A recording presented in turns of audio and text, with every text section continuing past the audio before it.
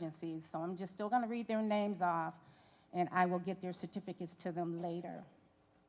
I am really grateful, BPS security officers, to have this opportunity to recognize the dedication and hard work that the security department does in honor of the district. You are essential workers, and we absolutely need you. Couldn't get the job done without you. Our students can't enter the Buffalo Public Schools without security. You provide a sense of security for staff, visitors, and our students, most of all. You have a tremendous amount of responsibility, and you handle it well. Of course, I couldn't recognize all of the officers. There's just too many, and it really wouldn't be as effective to honor everyone because actually everyone hasn't risen to the level that they need to be at just yet. They're working on it, and there's always room for improvement, but you guys are doing a fabulous job, and I want to motivate and encourage the other officers by setting the tone and acknowledging you here today, and then we're going to continue this practice on.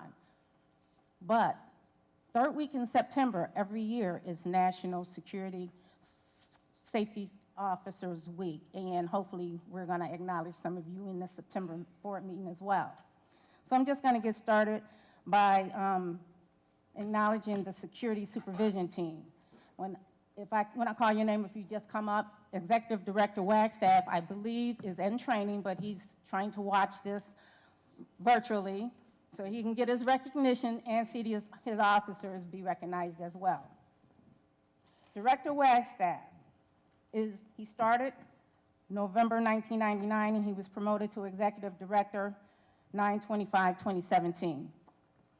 He is passionate about security. He is driven and dedicated, and he provides leadership to the team. Congratulations, Director Wagstaff, if you're watching.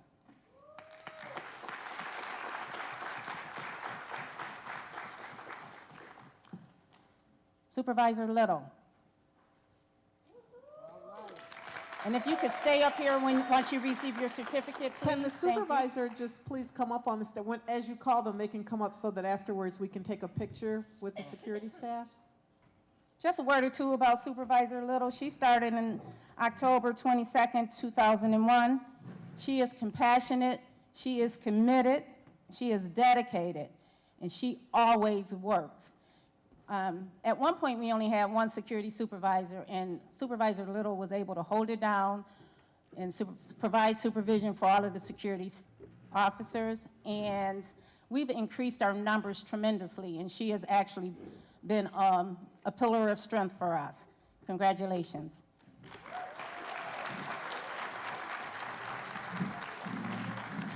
Supervisor Tim Monar.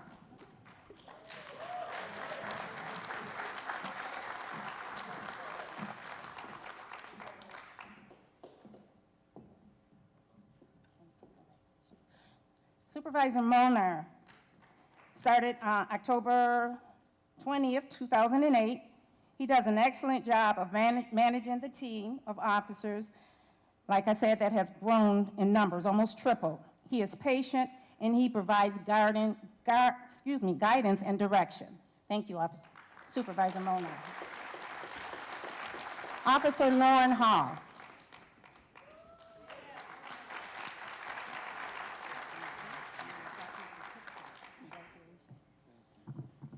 Officer Lauren Hall started with us December 15, 2008.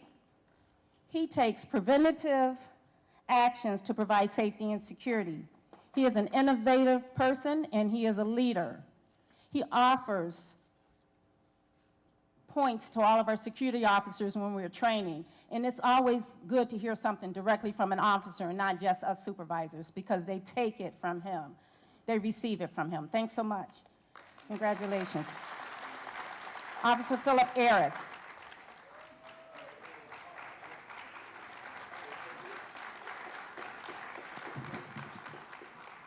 Thank you. Shake your hand. Thank you. All right, Officer Ayres, thank you, started with us July 5th, 2022. We've seen tremendous growth with Officer Ayres. He takes responsibility for his school, and he holds his building down. He is always engaging with students, and that's what we like to see. Thank you. Congratulations. Officer Jason Balducci. He can't be here tonight. He had a family emergency. But a word or two about Officer Balducci. He is dependable, he is dedicated, and his attendance is superb. He rarely takes off unless he has an approved day. Congratulations, Officer Balducci. Officer Roberto Diaz.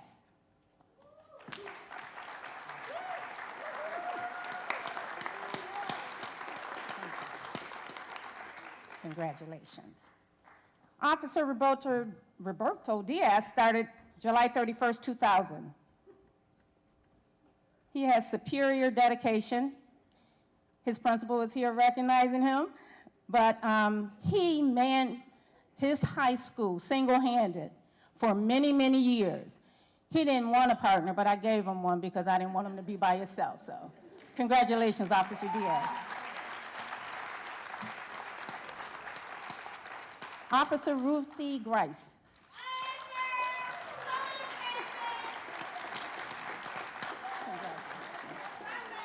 Thank you. Officer Ruthie Grice is the baby of the bunch.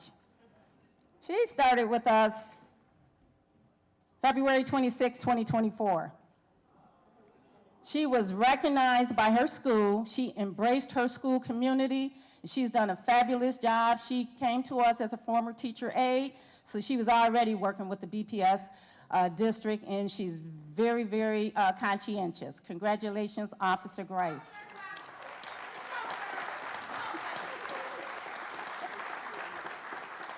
Officer James Lasky.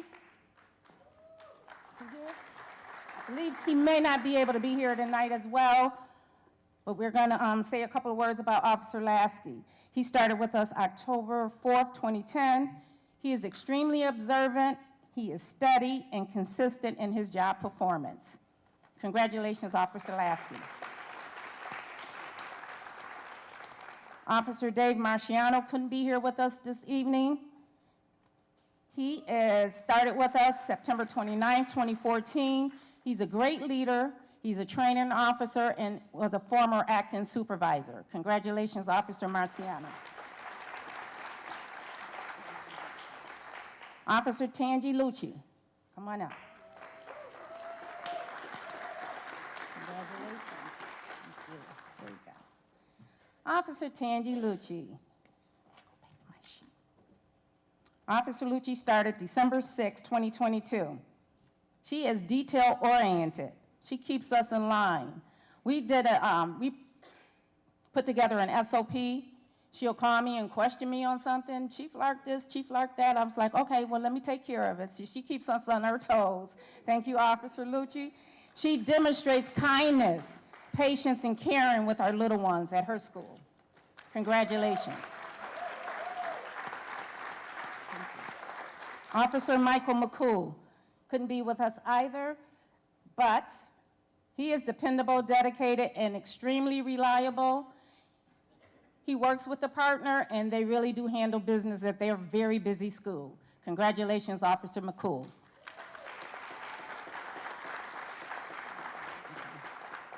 Next officer is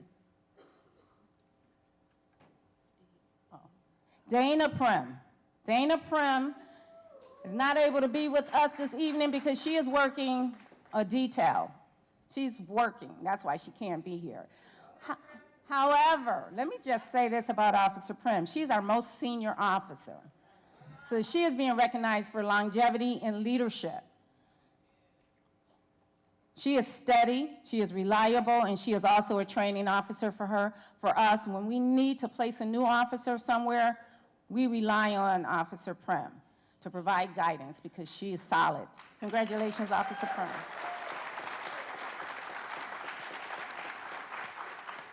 Officer James Quinn also is not here with us this evening. Officer Quinn is being recognized for his longevity. He has been here since November 16, 1998. Officer Prim was here with us from November 6 to 1995. forgot to mention that, so. All right. Congratulations, Officer Quinn. Next up, we have Officer Kareem Thompson.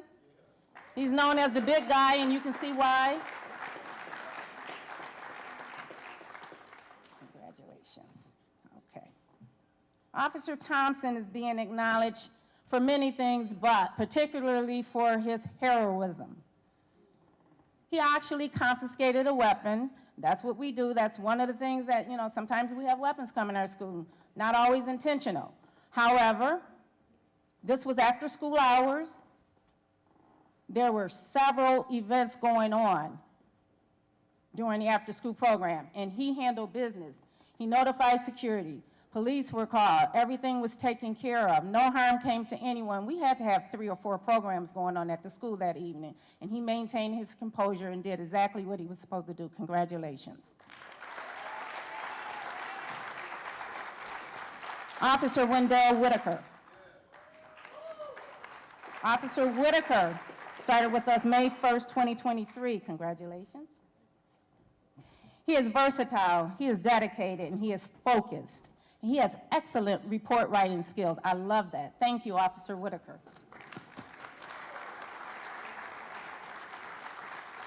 Officer Teron Wilbert. Another big guy. Officer Whitaker started with us. I'm sorry, Wilbert. Excuse me, correct me. That's right, get the name right. Congratulations. I appreciate it. You're welcome. Officer Wilbert started with us November 12, 2019. He's also being honored for heroism. He performed CPR, saving the student's life in school. He engages with the students, and he encourages other officers to do the right thing. Congratulations, Officer Wilbert. Next, I want to acknowledge my support staff. Couldn't get this job done without my support staff. Tammy Parsons is my administrative assistant. Come on up. Tammy started with us October 20th, 2008. She was a former security officer. Thank you so much. She is resourceful. She's creative. And like I said, she held the security department down when it was just 40 or 50 officers, and with the expansion, and we truly appreciate her. Thank you, Tammy.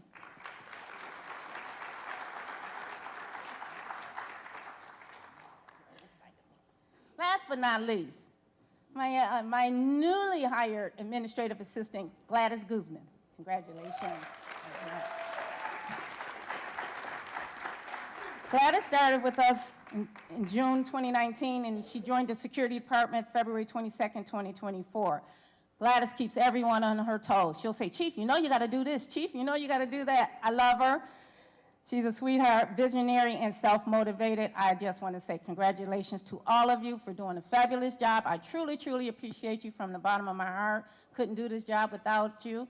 And I depend on you, and I want you to keep on doing good work and a good job. Thank you.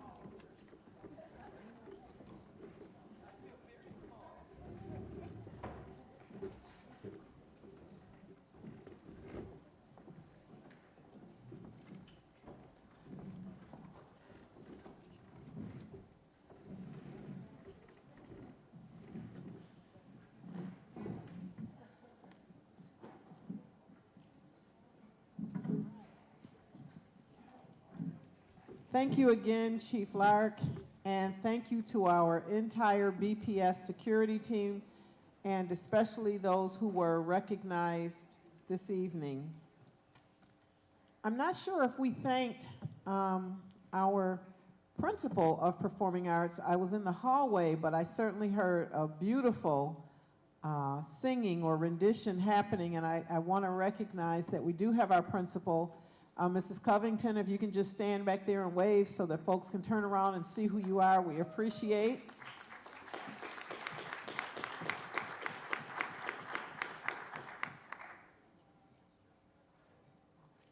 We appreciate all that you do, and it is always such a joy and a pleasure when we come over to performing arts, because we just never know what treat we'll experience.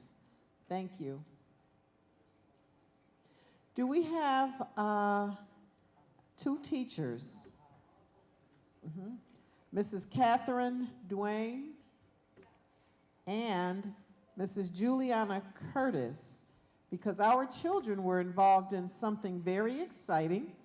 It wasn't just throughout the city of Buffalo, I don't believe, but it was throughout the county of Erie. And so I'm going to ask you to share a little bit about why you're here this evening. Thank you, Superintendent Williams. Good evening, everyone. My name is Catherine Duane. I'm an art teacher, and I'm here on behalf of the art department. 5 of our schools placed in a county-wide competition sponsored by the Department of Environment and Planning. It was a yes, throughout the county. So there were 25 placements. 5 of us got in the top 3 for each grade level.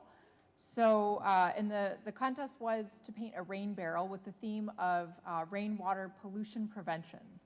And so for elementary, we won first place, Frederick Law Olmsted. And the teacher there is Tatum Colantino. And we also won 3rd place, North Park Community School.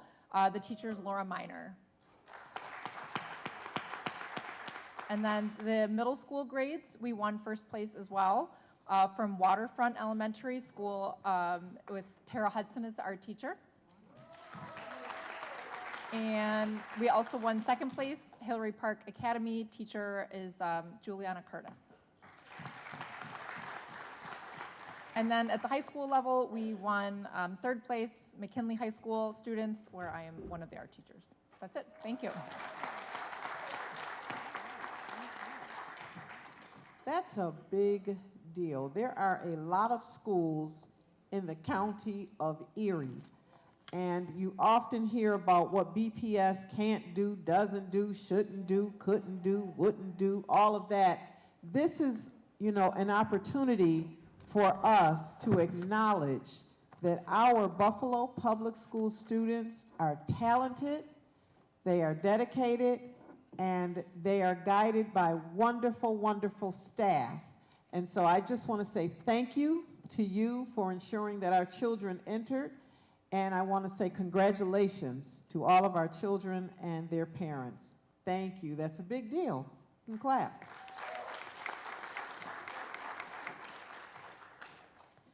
Now, as I was coming in this evening, I saw so many beautiful, beautiful headwears. They are hijabs. And we're going to have a brief presentation this evening by one of our supervisors, Ottawa Nasir. And there was a contest that took place for World Hijab Day.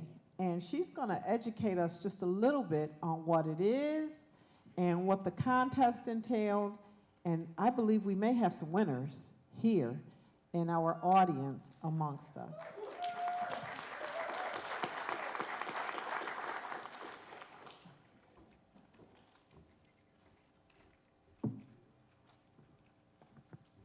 Hello, my name is Arwa Nasser, and I'm. Thank you.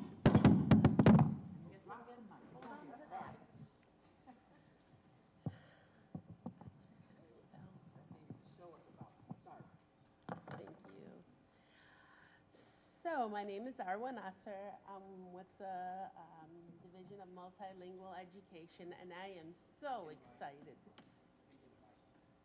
I'll pull it off. I am so excited to be here because growing up, I never saw this happen in my schools. So, from February 1st to February 9th, we had World Hijab Day for all schools. Every school had the opportunity to draw pictures, to write paragraphs, and just to relate to wearing a hijab or what it means to them. And to different people, it means different things. Next slide.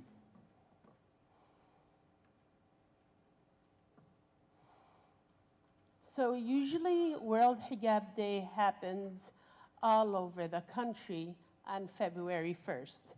So we take World Hijab Day and we spend a week celebrating. So World Hijab Day was initiated by Nazma Khan. And Nazma Khan was a student in New York City, and she had times where she struggled and did not have opportunities to express how she felt wearing a hijab. So that affected her as she grew older, and so she developed a World Hijab Day. They have a website and everything. That's one of the schools. Why do we do World Hijab Day? And if I can go back, this is the 12th annual World Hijab Day. So it's a day of solidarity for all Muslim women to be identified as wearing a hijab, for people to ask, why do you have that hijab on? Or if it's really, really warm and someone asks you, why are you wearing that? Are you warm? You know, that's a way of teaching people that have those questions or inquiries. It's a day of diversity and unity for all people, all students. A hijabi is a person who wears a hijab. So if you see someone passing by or in school and they have a hijab, you can say, good morning, or salam, hijabi.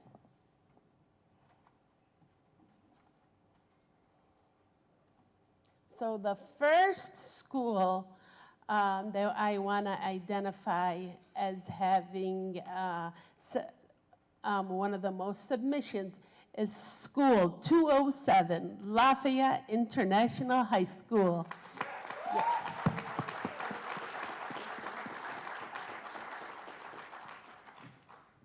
Why don't you come on up? I see that we have our principal of the Lafayette International School with us, and he does a great job, Mr. Starkey. Yes, thank you, Mr. Starkey.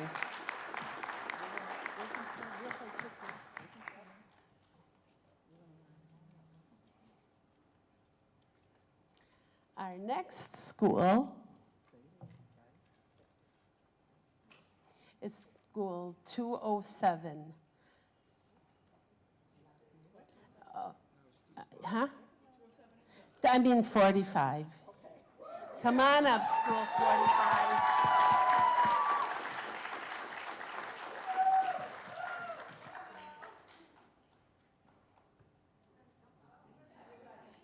Come on up. Come on down.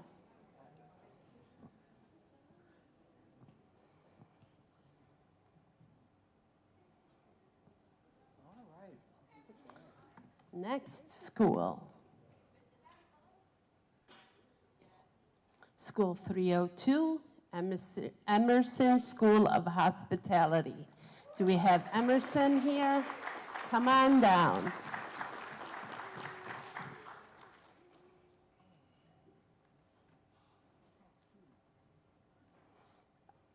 Okay, so they are the third winners. The next one is School 6, Buffalo Elementary School of Technology. If you are here, come on down.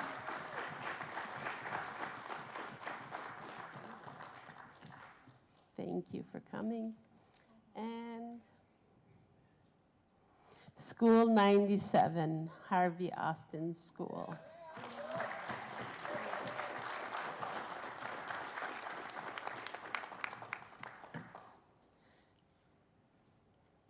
Next slide. So I wanted to congratulate you. I wanted to thank you for all the effort that you made. This is so important. It's not just children writing about something or taking pictures or acknowledging. It's way deeper. It's that connection with the families. I know if my dad saw this or was acknowledged in this way, he would have been more comfortable sending us to school. So I'm so excited to be a part of this, and I want to say thank you and congratulations. Thank you. Please stay down. We're going to come down and take a picture. I know that we have Dr. G from school number 45, our principal. We've got Dr. Hall, who is here from Harvey Austin as our principal. Welcome. And is Miss Emmerling? Yes. All right, and we've got Miss Emmerling, who is the principal of our BEST Best School number 6. We're going to come down and take a photo with you all. And to everyone who's wearing their hijabs today, you look beautiful. You We're look coming down. beautiful, and after we take this first picture, I'd like to take a picture with all the other sisters who are wearing their hijabs today, because we respect you and we love you. Okay, so you can come down after, but we want to get our winners. Now, what are the winners receiving? You didn't tell us that. I forgot. The winners are receiving $100 each school.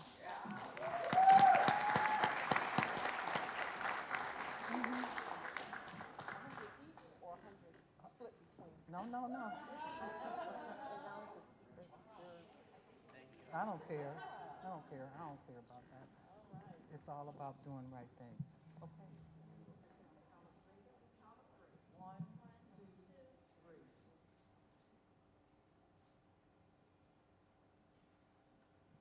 Okay, ladies that are in the middle, do you want to come and take a picture with us or not? If you're welcome to come down, you will. Sister Chris, you want to come? Yes.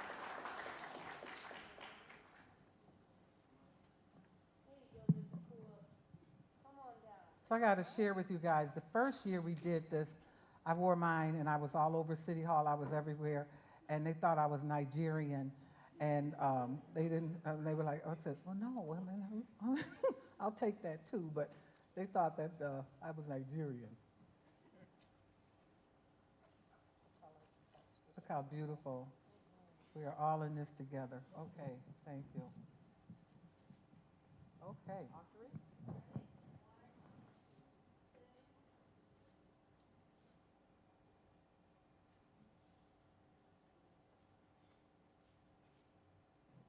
And to each of you, I'd like to say, Assalamu alaikum. Thank you.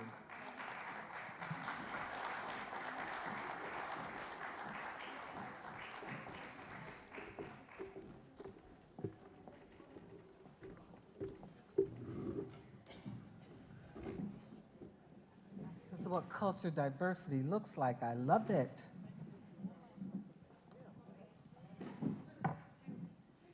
And my final recognition is just to say thank you to all of the folks that are here this evening who are wearing blue.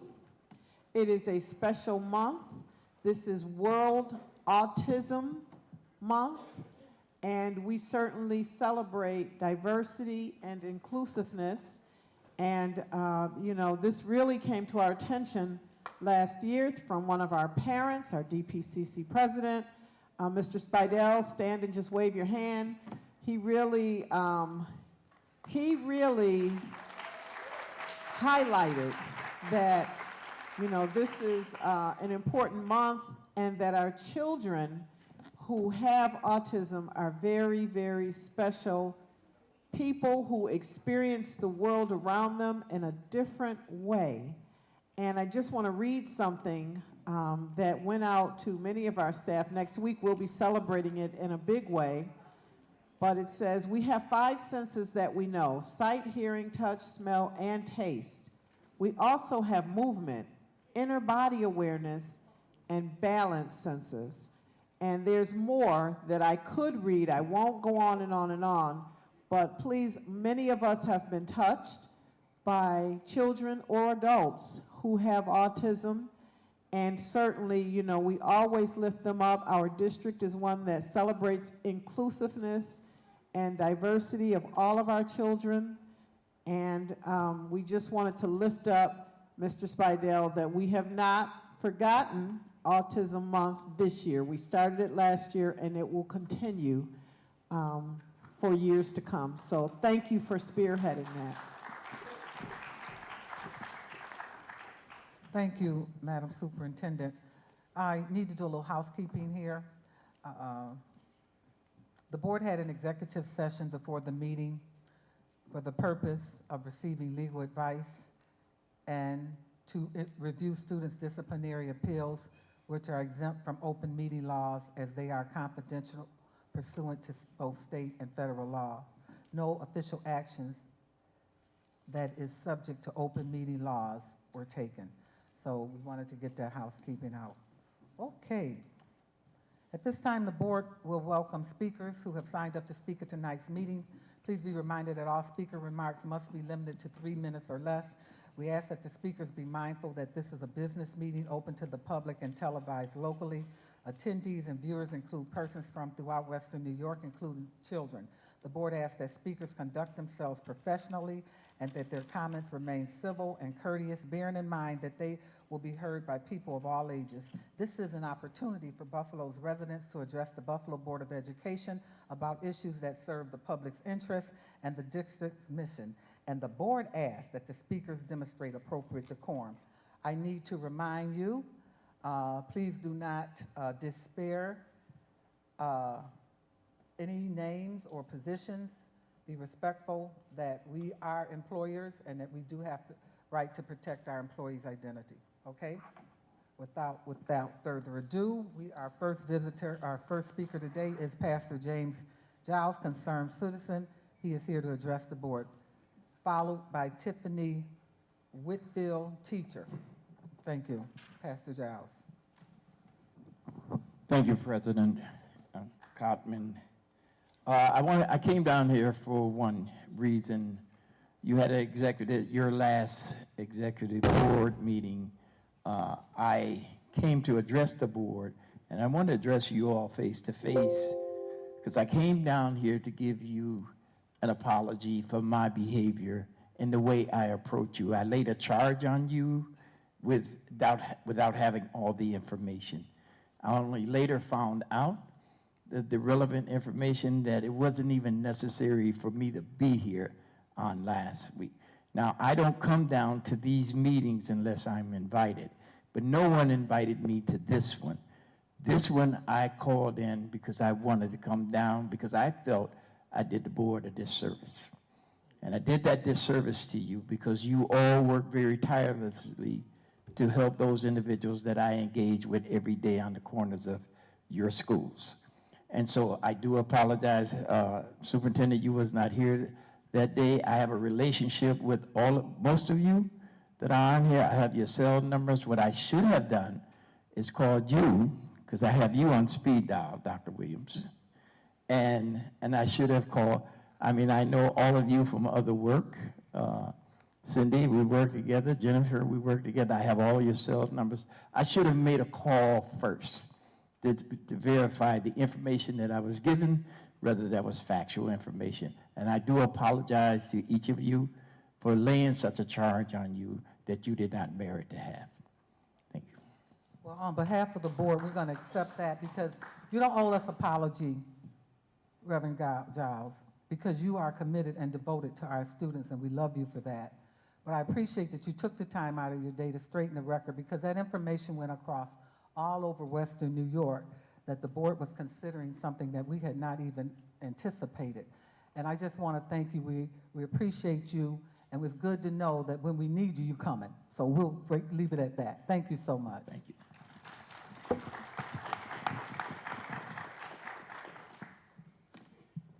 I have more to say about that a little later. Thank you.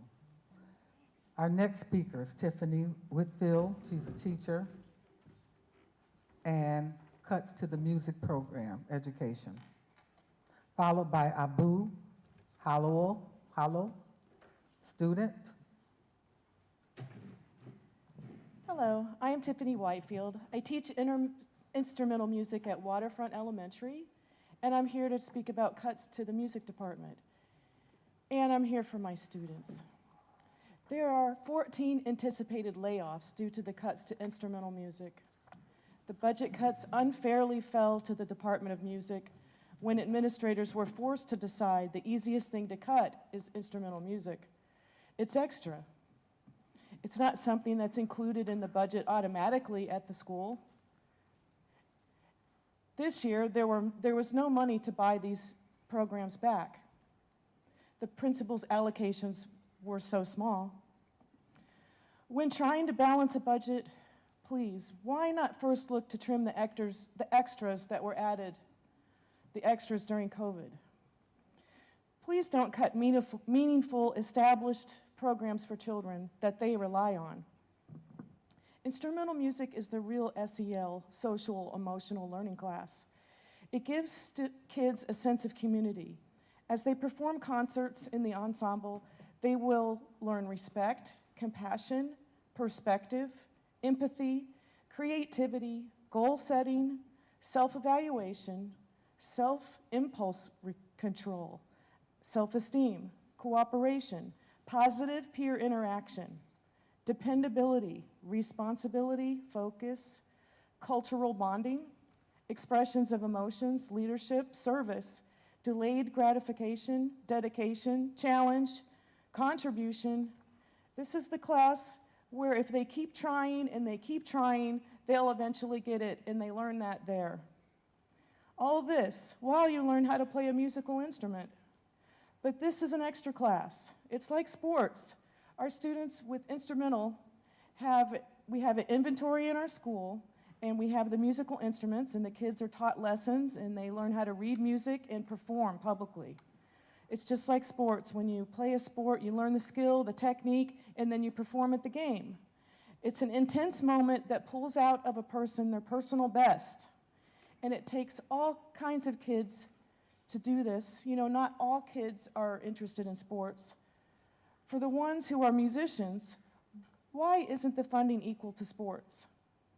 This is where there's a huge inequity. Our students are depraved and starved of instrumental music. In many schools, there's nothing. And now, so many have been cut. The students at Waterfront will be traumatized if they find out that they're going to lose their guitar band program. All over the district, it'll be felt. For many young people, music is the difference between an education that's positive and one that isn't. Society adds music to almost everything to make it better, especially moments of importance.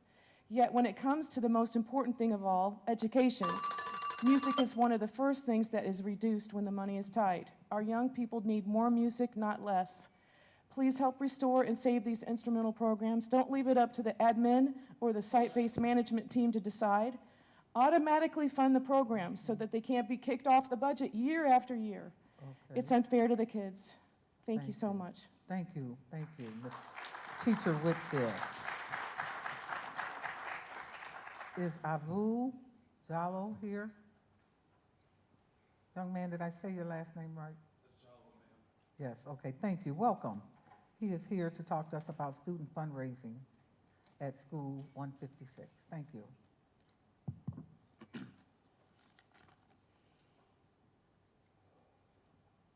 Staff, can you raise that, thank you. Thank you. Thank you.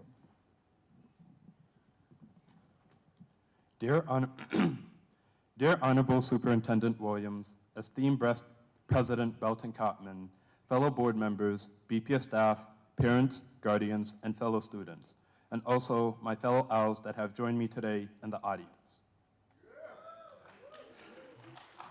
My name is Abu Jallo, a senior currently attending Frederick Law Olmsted School 156. I am here today deeply rooted in our shared commitment to the betterment of our educational environment. In this spirit, I bring forward a concern that impacts not only our educational resources, but also the very spirit of our community engagement. We acknowledge the initial reasons for the restrictions placed on food sales and production within all BPS schools, yet it is critical to address the unintended consequences these limitations have introduced. Our food sales, from weekly pizza to bake sales and popcorn stands, are not merely fundraising activities. They represent significant educational opportunities that foster essential life skills and community involvement and promote practical learning among all our students. Our school's ability to fund vital programs such as field trips, freshman orientation supplies, and planners, which are crucial for structured education, has been deeply affected. Moreover, organizations like the National Honor Society and the Yellow Tulip Project depend on these fundraisers, now find it increasingly difficult to support societal challenges, creating a gap in Olmsted's commitment to produce civically responsible members of society. As I have my classmates over there to vouch for me. Additionally, the Taste of Olmsted event, a cultural mosaic that promotes inclusivity and diversity, hinges on these activities. Without them, we risk losing a vibrant tradition that celebrates and educates on the beautiful, diverse cultures within our school. Recognizing concerns about health and nutrition, we can strike a balance by integrating healthier food options and nutritional education into our events. This allows us to promote healthy eating habits without compromising the benefits of these activities. I urge your support in reconsidering the current policies on food sales and production. With careful deliberation, we can find a balanced approach that upholds the district, state, and federal standards without stifling the growth and activities crucial to our students' holistic education. Your guidance and decisions are pivotal and deeply valued. Thank you for your attention and the continuous support you all provide for to the Frederick Law Olmsted School community and the entire Buffalo Public Schools district. We sincerely appreciate your hard work in making this district as great as it is. Thank you.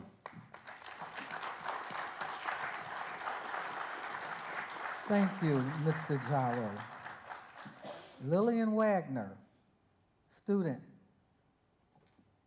Lillian here? No? Okay. Thank you.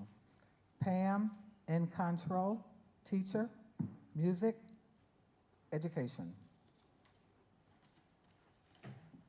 Thank you. Good evening. My name is Pam Incontro. I teach instrumental and general music at West Turtle Academy. I currently teach instrumental lessons 2 days a cycle to 156 band and string students in the 7th and 8th grade. I also teach general music to 5th through 8th grade 4 days a cycle. I am highly concerned about all the reduced and eliminated music programs for next year. You have heard from my colleagues Tim Lyons and Tiffany Whitefield, and I completely agree with their presentations. I am fortunate that my SBMT administration maintained funding at 94. Special thanks to Ms. Owens, Dr. Wilson, and the 94 admin team and SBMT for supporting our thriving program. In Dr. Williams' welcome letter online, it is stated that the 5 by 25 is more than a catchphrase. It is the foundation that the Buffalo Public Schools are built upon. I want to reference number 1 of the 5 goals. Number 1, eliminate opportunity and achievement gaps by providing excellent and equitable student outcomes for all. Currently, instrumental music programs are in each building's discretionary funds, and funding is decided by the SBMT in each building. They have really tough decisions they have to make. This means every year, a school could have its entire instrumental music program eliminated, and this is happening now with the current budget. I am asking you to consider funding a guaranteed amount of instrumental music at each school through the district budget line, not the discretionary funds. This is a state-certified subject area that is a class, not an activity. This could be a set number of days per school or based on actual student music enrollment numbers. Then if the SBMT wanted to add more days, they could. This would guarantee equitable access to instrumental programs for all students in every school, giving every student the equal opportunity to participate. It is heart-wrenching to know that only students in some buildings have access to the proven benefits of instrumental music study. Please consider changing this funding process in the future or now if possible. Current funding procedures also have a domino effect on staffing and programs. I work with a wonderful colleague at 94 who's doing a fantastic job educating our students. She's a new young teacher with low seniority, So these cuts and reductions could mean she loses her job. I've heard of new teachers in similar situations in other schools who are highly regarded, thus invaluable to our district. We risk losing them, and these are the very educators we say we are trying to attract to our district. I would also challenge you to look at music staffing and scheduling in creative ways. In Western New York, most districts allow students to choose in grades 5 through 8 between general music, band, orchestra, or chorus, not everything all together. This would allow these programs to happen within current staffing, utilizing blocks in the schedule with art and possibly AIS and differentiated instruction, but they would have to move apart from their cohort groups for a few periods. This would allow for advanced instruction in music and the arts, maybe a pilot program to test if we could do this. Finally, I am concerned for my 72 eighth graders and eighth graders throughout the district that they will have nowhere to play when they go to high school. So many programs have been cut. There's only about 4 to 5 who actually have music programs.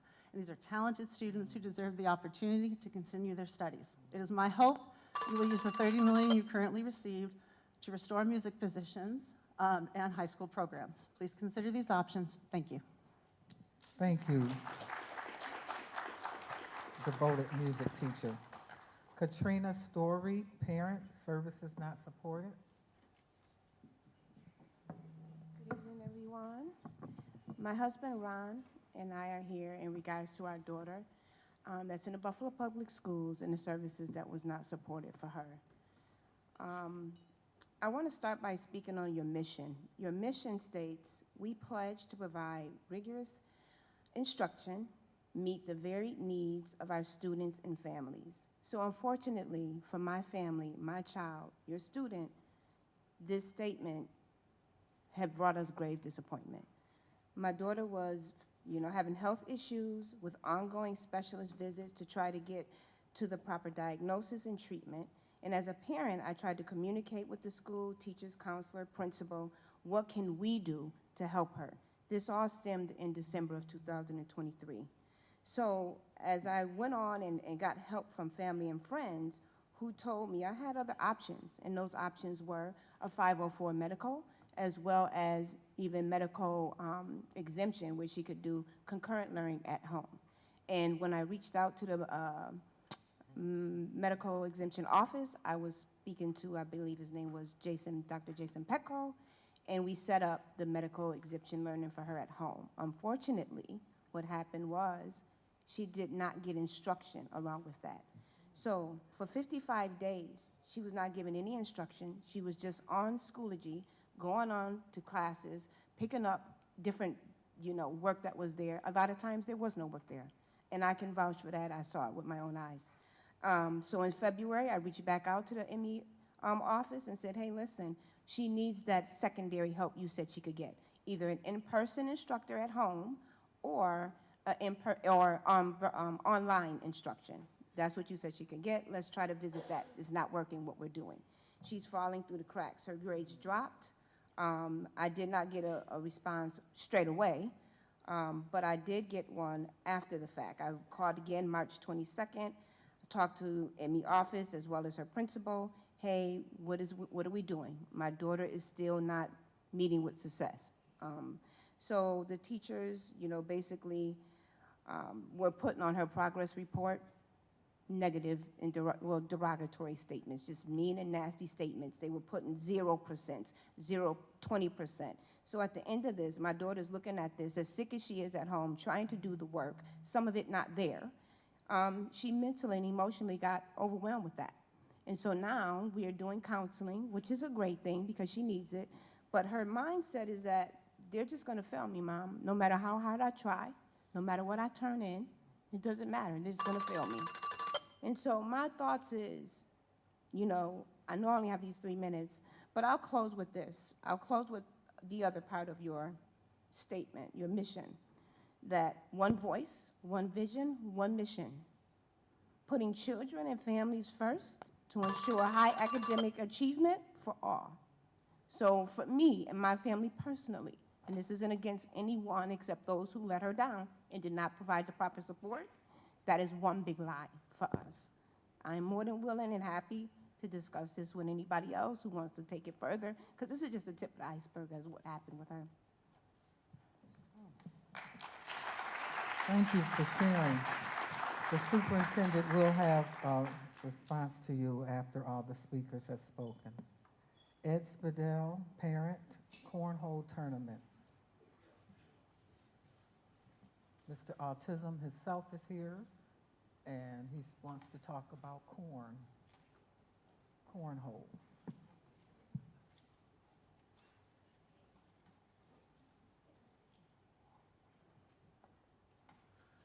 Thank you. Sorry I couldn't bring John this year, but it's the 1-year anniversary of the book, and I'm hoping that everyone who got a book shared it with somebody else. I'd like to also say with my hard work that it's now into the parent centers or the teachers' policy book, so the teachers can take this book and study it and get part of that towards their credits for their next level. So that's important. Because of autism, I woke up one day and said, well, what could we do for the kids, right? So I had this great idea of cornhole. And I was at Say Yes Operating Committee, and every year Say Yes says, hey, what's your goals for the year? And I'm like, cornhole tournament. And what happens? Dr. Cressy comes over and says, this is a great idea, Mr. Spidell. Let me help you with that. The district orders some cornhole tables. We deliver them to all of our schools. We went to OTC. It went to 84. It went to the kids getting their GED. From that, we're going to have a tournament, which the principals should be getting. Hopefully, they get the email tomorrow, and then gym teachers next week. Every high school in the city of Buffalo will have a cornhole tournament. You'll be able to have 2 teams.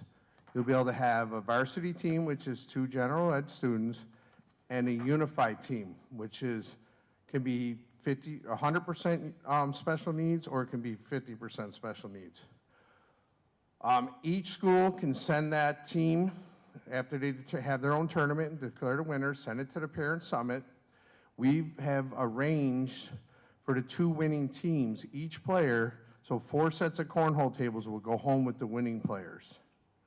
The first 3 place teams will get a trophy, and all unified players will get a necklace. We're still looking for funding for that, but we have some necklaces that we're gonna get, the unified necklaces. This is an opportunity, as some of you already know, the cornhole has 2 scholarships. A college gave 2 scholarships. Cornhole is the fastest growing game in the country, and Buffalo has a chance to be first in the nation to lead with this, not only in unified sports, but I anticipate it being a regular sport for all of our kids to enjoy. Thank you for that. I want to add a couple other things while I'm here. I want to give a shout out to Salt Park High School. Salt Park, everybody who reads the paper saw that they got, they had a great article written about them, how they've done the extra things to make sure their students graduate. And that's Terry Shute and Mike Morris and the staff at the school. You guys are going to vote on the wellness policy tonight. I'd ask you to table it and force the department to have some real public meetings so we can do it. And Katrina before me, her daughter's dealing with a problem that I have been working on for like 6 years. There's no follow through on medical home instruction. Nobody's checking to make sure it's working. Thank you for a few extra seconds. Wow, okay, thank you. Waden Gore, student transportation. Is Waden here? Hello, young man, welcome. Hello, my name is Waden Gore. I'm a student at Charter School for Applied Tech. I hope everyone is having a good day today. Today I'm here to talk about transportation issues throughout BPS schools. Time and lock has been a big issue for students since the new bus passes were implemented. Assigned special buses usually come late to school, which consumes times for students that have to take more than 1 bus to get home. And by the time they get to their next bus, the time lock will prevent the student from even entering the bus, which defeats the purpose of having a safe home to school ride. Even in the mornings, some drivers are very aggressive towards kids and won't let you on the bus due to the time lock, even though students may have scheduled late arrival to school, or even if you're just running late. This makes it even more harder for kids to have to take more than one bus getting from home to school and vice versa. The time lock does not promote good school practices because it sets the idea that if one is late to school, they shouldn't come at all. Thank you for your time. Thank you. Thank you, young man. Trisha Vezina, teacher. Physical education needs in elementary, pre-K through 4. I'll just take it down. So now we need to lower it, right? Okay, thank you. It's actually Vizina. Trisha Vizina. It's a tough one, I know. Good evening, board members. Good evening, Dr. Williams. Thank you for allowing me to speak tonight.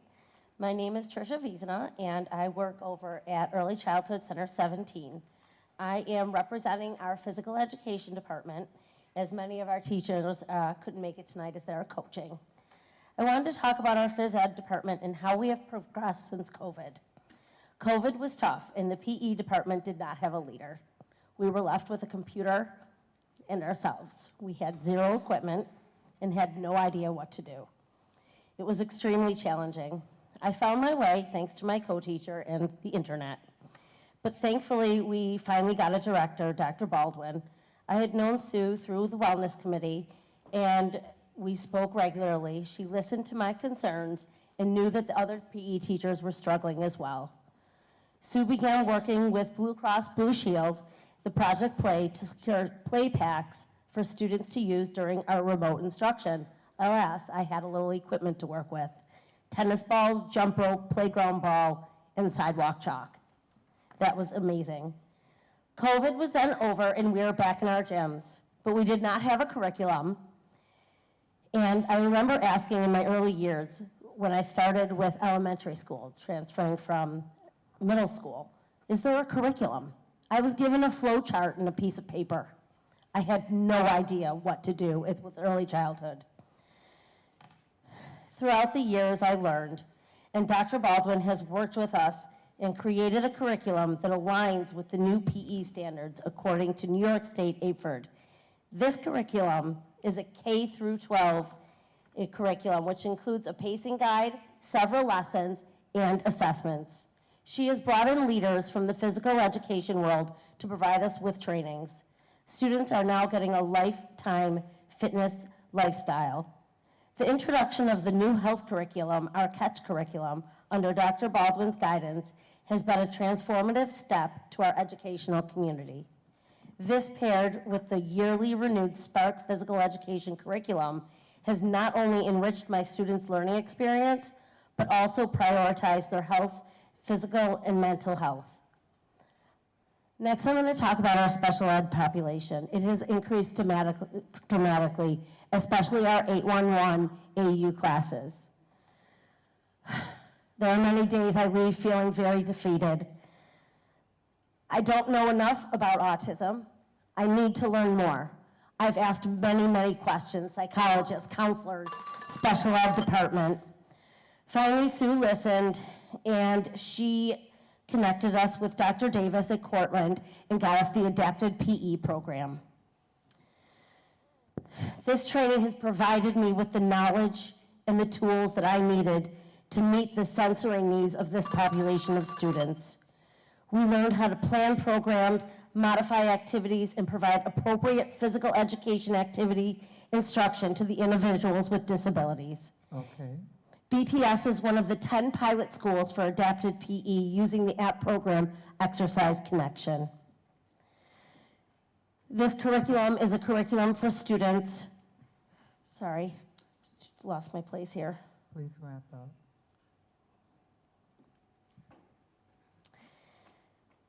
The Exercise Connection is a curriculum for students with special needs, focusing on our autistic populations. I'm incredibly proud of the work that we have done here in the PE department, and we wanted you all to know to be aware that our children are now getting lifetime fitness lessons that can be used to live a long, healthy life. And I feel confident using my adaptive PE equipment to meet the sensory needs of my students. Thank you. I love my job, I love my students, and I'm so grateful to our physical education community. I know I can depend on them to help me meet the needs of my students. Thank you so much. Thank you. Thank you.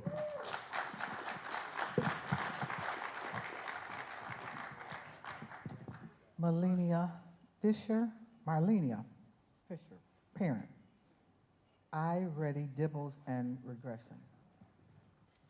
All right, here comes my champions of education. The Fisher Pack.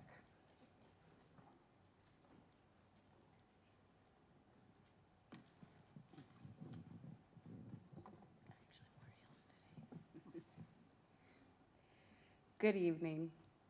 As many of you know, I've been helping parents throughout the district, helping to educate them in the educational process or obtaining services for their SPED children. Through this process, there have been some red flags that I would like to bring to your attention. First being iReady. Parents receive an iReady report almost on a quarterly basis in reading and math, which I would like to say thank you because I actually do enjoy that report. This report is to let parents know where their child is standing academically and any concerns that might be there. I know this is just a piece of the puzzle, but what is frustrating is when parents come to the table with this piece of puzzle, they're being told that it's invalid. So then why are we sending this data home? If they're coming to the table and they're bringing their concerns that are in this report, they're being shut down in this conversation. The district spends quite a bit of money on this. So it's disheartening to see that educators are now turning around and telling parents that this data that they're bringing to the table is invalid. Second would be DIBBLES. DIBBLES is primarily used to determine if your child is reading at the rate and accuracy for their grade level. But far too often, I have been in meetings where educators are telling their parents they're doing amazing. But when we ask for the scores, they're actually generally less than half of where the child should be.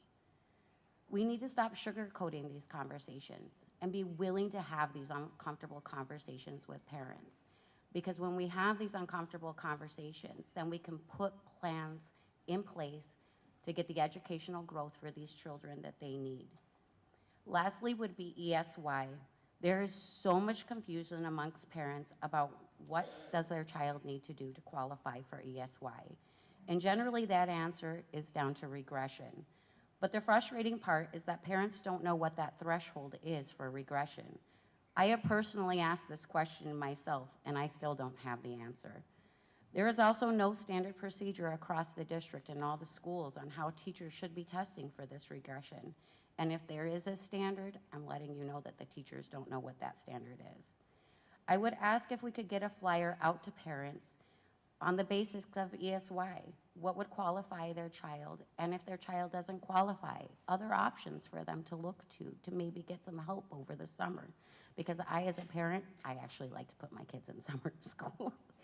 I'd be happy to work with you if you are willing to put a flyer or something together for parents to send home, especially as we look to the summer and parents are looking for education. I thank you guys, as always, for your time. And I'm still waiting on the Transportation Committee, and I'd be happy to help with that again. Thank you. Marcos Ayala? Yes. Did I say it right? Thank you. Hi, my name is Marcos Hijab. Talk in the mic so we can hear you, baby.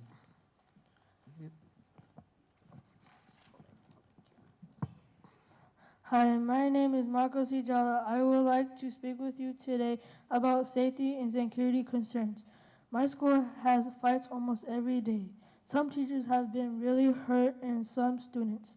I feel like my school does not have enough student security officers to help with the amount of fights my school has.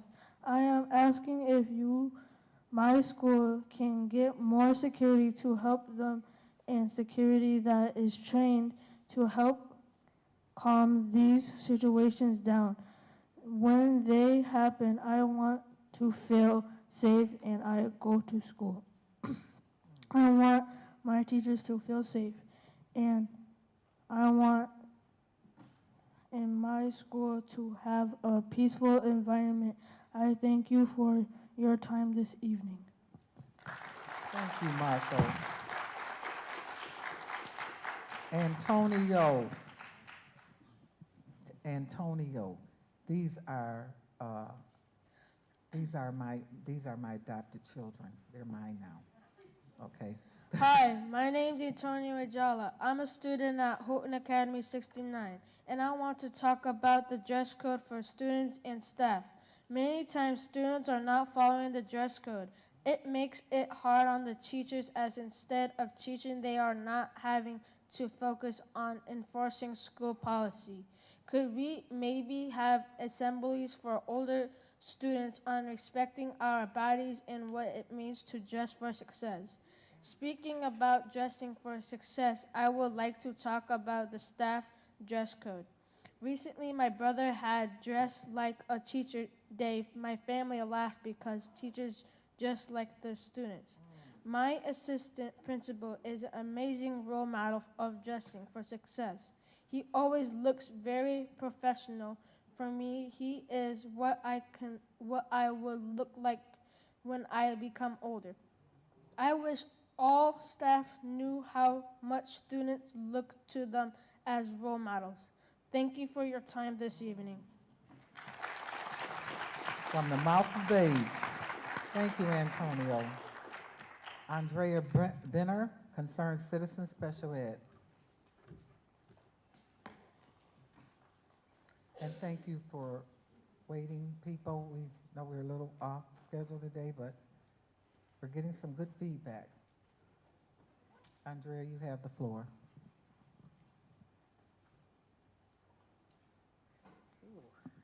I don't get to usually move these up because I'm not the tallest tree in the forest.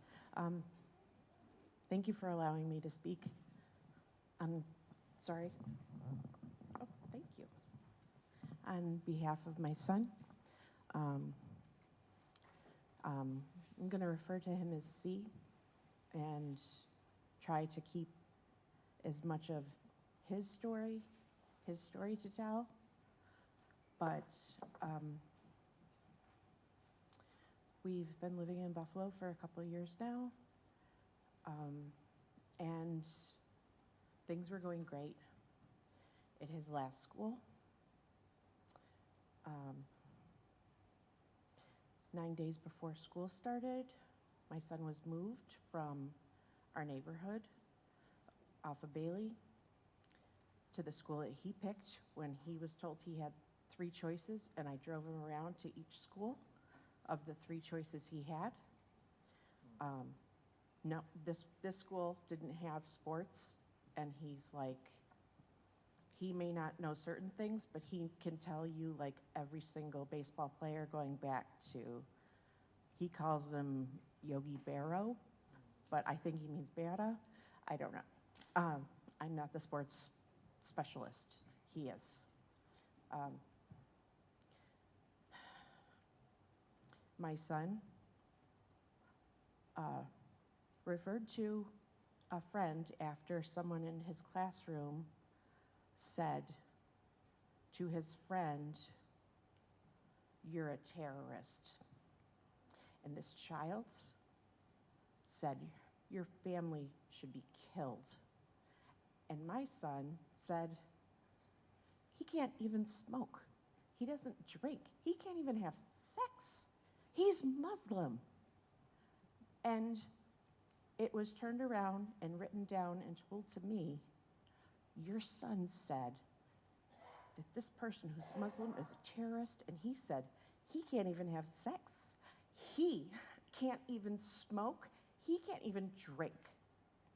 And was filed a disciplinary action against my son, who's 6 foot tall, African American and Native American, that I adopted at birth. And fun fact, especially kids of color really don't like it when you tell somebody, "Oh, I'm going to adopt you. I know you meant it in a good way," but he would have walked out at that moment thinking about the birth mommy he missed, because I don't look like her. I don't even look like my mom, who's Middle Eastern. I look like my dad. So when he says someone's a terrorist, he didn't mean it that way, because I've already schooled him on that. Thank you.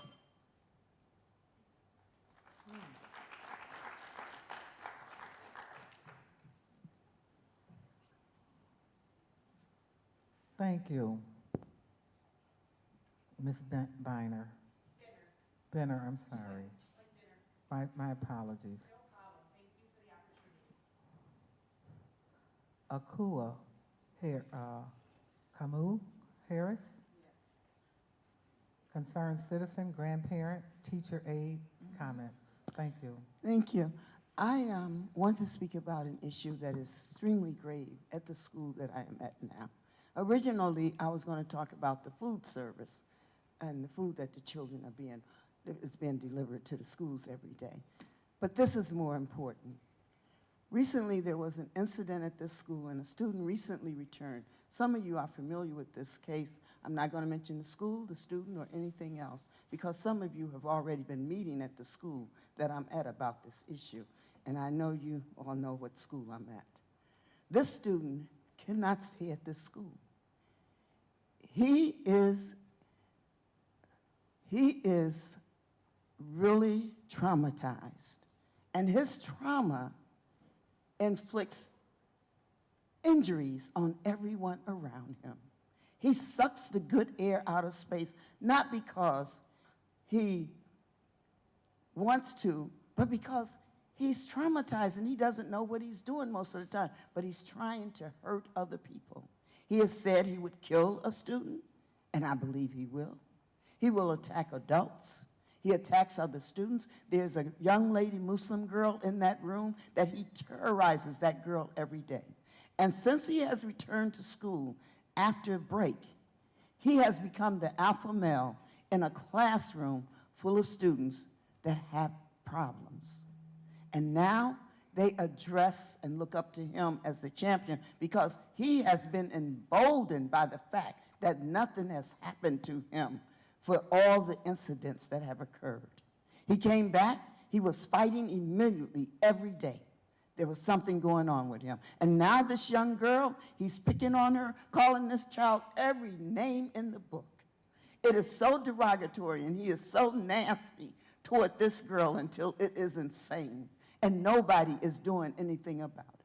Her mother, unfortunately, does not really speak English. I used to be in the classroom with these students.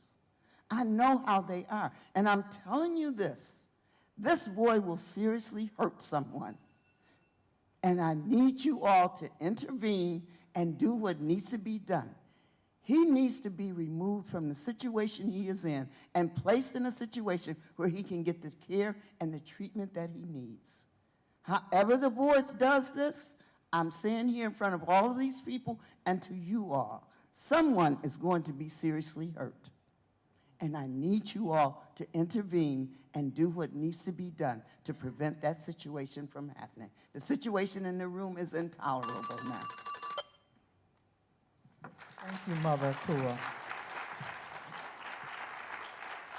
We have the president of the Bennett Alumni Association, Mr. Neil Lang.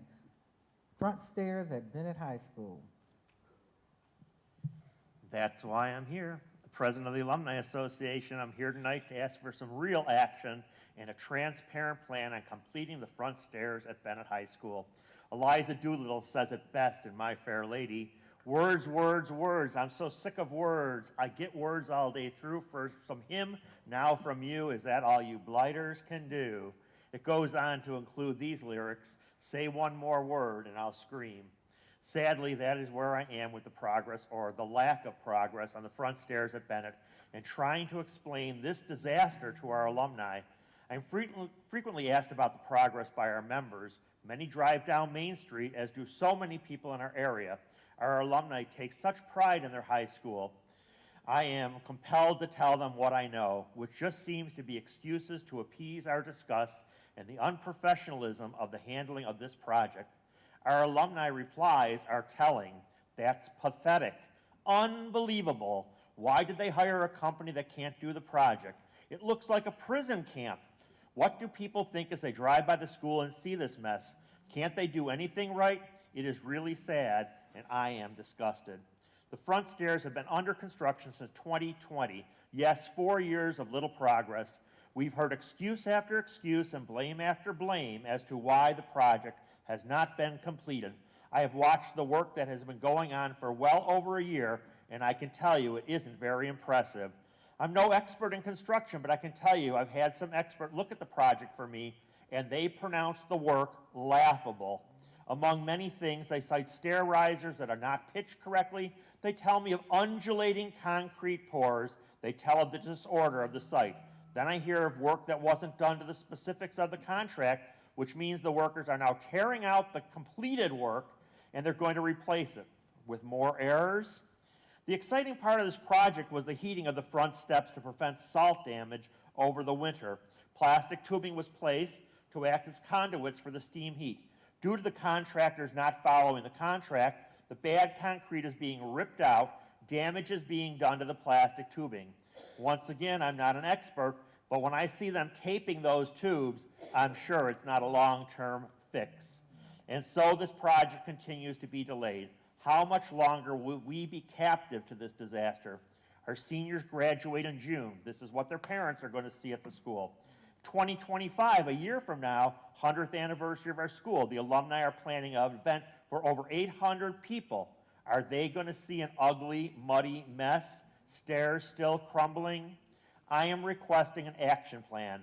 I remain appreciative of our meetings with district staff, but I feel all we get are the words to try to allay our fears and aspirations. I know that the alumni have very high expectations, but high expectations are why we have a successful Bennett High School. At most of our meetings with district personnel, I ask for a timeline. I have yet to receive one. I know as an educator I need to have a transparent timeline to show what was to be accomplished. We call these lesson plans. I don't know why this isn't the same expectation for the people that are in charge of these projects. Measurable objectives, clearly stated goals, methods of reteaching when the expected outcomes are not achieved. All of these translate into my real world. I don't understand why in a system that is dedicated to educating, we can't follow the same process. Please, no more words. We need a transparent action plan. And I'm willing to be on that team. Thank you. Thank you. Okay. Rima Kashini, correct me, I've got to learn how to be culturally right, so tell me what I did wrong. Student Equal Opportunity and Suspensions in BPS. My name is Rahema. Rahama? Rahema Kashindi. Rahema Shakini. Kashindi. Kashindi. Mm-hmm. Okay, we're learning, thank you. Okay, so today I'm here as a student, and as a student, something is really wrong. To preface, there are initiatives such as CLRI that I'm extremely grateful for, that take learning to a whole new level, even outside the classroom. But today I'm gonna focus using this time to acknowledge those who are outside of the classroom but aren't learning. Hundreds of students are suspended or experiencing suspensions a week, and I wholeheartedly believe that half of which could be prevented by a conversation or even a whole nother approach. Sorry. When is it too much? When can we open our eyes and realize maybe 3 months for normal human behavior and mistakes isn't necessary? As students, we should be able to maximize the benefits and opportunities our district has to offer, both inside and outside the walls of our school. And how do we do that if we're never allowed to learn from the mistakes and changes? When adults who over-abuse their powers in schools aren't held accountable, when policies set to protect us aren't enforced. Honestly, I'm not even sure there's a definitive answer, but I do know for sure that that answer can be found in the willingness and the desire to want that change. It starts with connections. It starts with honesty. It starts with accountability. It starts with little things that grow into big things, and so on and so forth. So I guess it starts with people in positions like yours to look into and make sure that the choices being made about our future without us in the room actually benefit us and take into account our diverse and unique needs. and not just a blanket one-size-fits-all. And it ends with students who benefit from a system with them at the center, which I hope is what we would all want. So I added a little bit more to what I wanted to say today because today I went to a wellness meeting at my school. I go to Hutch Tech. And at that wellness meeting, we spoke a lot about addressing the social and emotional needs of the students at Tech. Hutch Tech is a big school. There's like 1,200 students. So you can imagine how, all the things that happen there. And we had a nice conversation with, it was an English teacher, a few admin, a community partner, and a parent, and myself as a student. We took, steps to ensure that we can introduce a new program that would be able to integrate the wellness policy and the it's SEL, Social Emotional Learning Initiative, which would allow for students to have an outlet to speak even if they're not feeling as comfortable. Sorry. In order to take steps to help students, we need to address the needs of students from all aspects. I was talking to my aunt, and she made an amazing point in how, in order to address behaviors and reactions, there are other parts of our health that we need to address. So, for example, if I'm hungry, or if I'm mad, maybe I'm hungry too. So addressing that hunger and then, addressing the anger. That's all. All right, thank you. Saria Walker, Student Resources. Hello, my name is Saria. I'm 17. I attend CCI and plan on graduating this year. If you don't know of the school, it's a school for people who are getting their HSC or high school equivalency. I came here today just to emphasize how more resources are needed at CCI and to shed some light on some of the issues at school right now. The School Slash program grows more every day, and a lot of students, including me, take the bus. So when I found out that they turned off our bus passes, I was upset.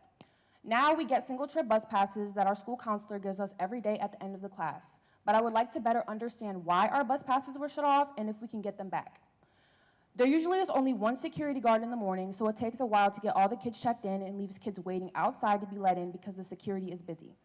I think having another security guard or aide in the morning would be beneficial to getting everyone into class faster and making things less chaotic in the morning. Lastly, the new building we were placed in is not the most welcoming environment since we are not the only ones who use the building. You can see lots of police cars and there is limited space that we are allowed to use. We are limited to one hallway. If you would come visit the building, you would see firsthand what I'm talking about and what our school environment is like. I think the students and staff deserve more space and at least a sign that identifies the school. Quick shout out to Ms. Jericho, who does her best for us students at all times and always keeps a listening ear open for feedback and what students need.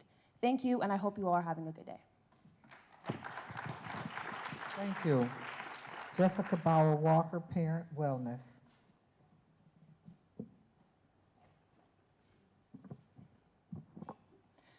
Good evening. My name is Jessica Bauer Walker. I'm a parent and community health worker. I'm proud to be with three of our students tonight who spoke, Saria, Rahema, and Waden. And really appreciate them both lifting up the good things happening as well as some of the direct experiences that they're having with students as well as other people who are here this evening as well. So I wanted to lift up something that's really good that I think we can build on, which is our wellness policy. And I understand that it's up for a vote this evening. So for folks that may not have been around back in 2011, we as parents were coming to these board meetings and advocating for a youth risk behavior survey, talking about what our actual experience was on the ground and in our buildings with our children, similar to tonight.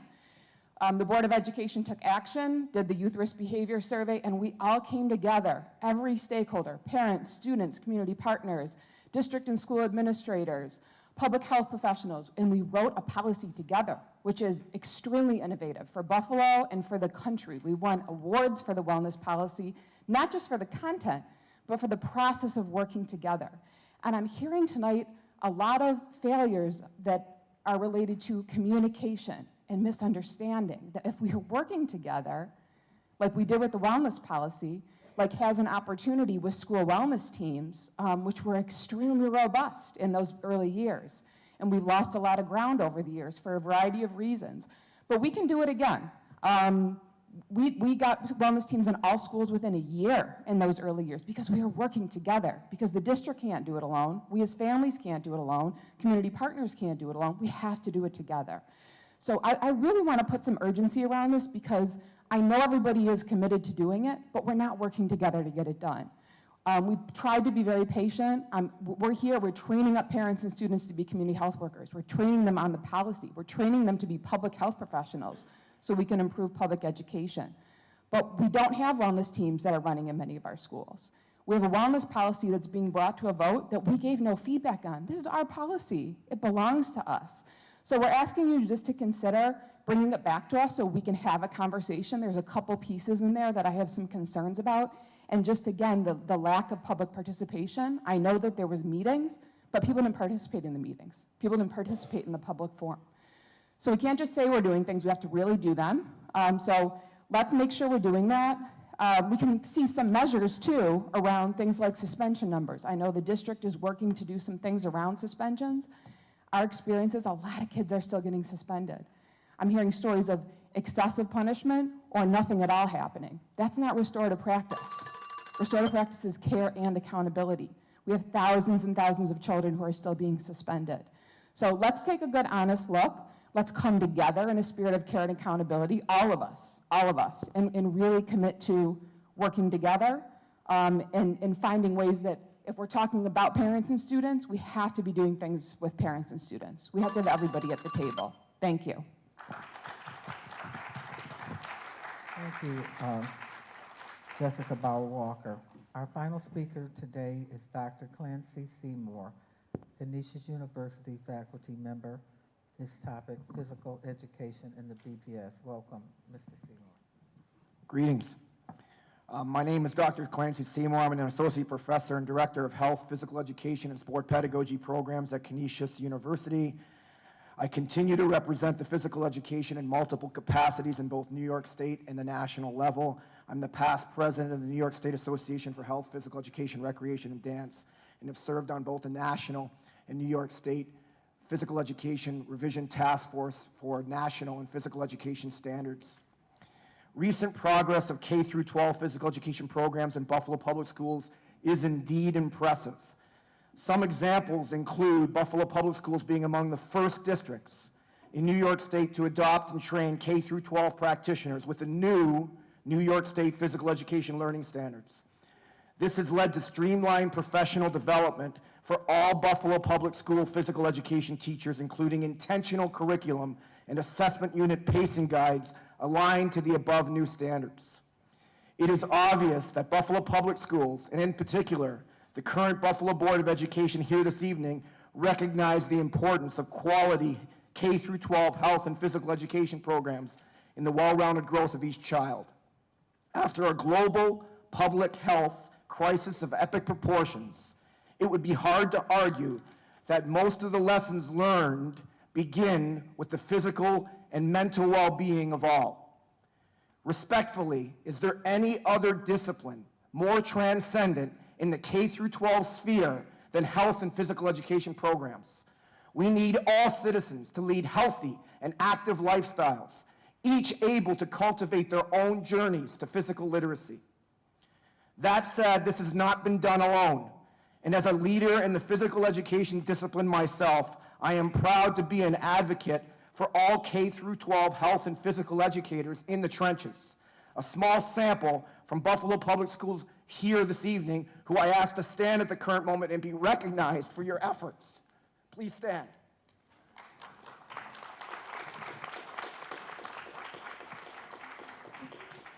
Included in this esteemed group is my better half, Mrs. Karen Seymour, also a health and physical education teacher, and I'd be killed if I didn't mention her name.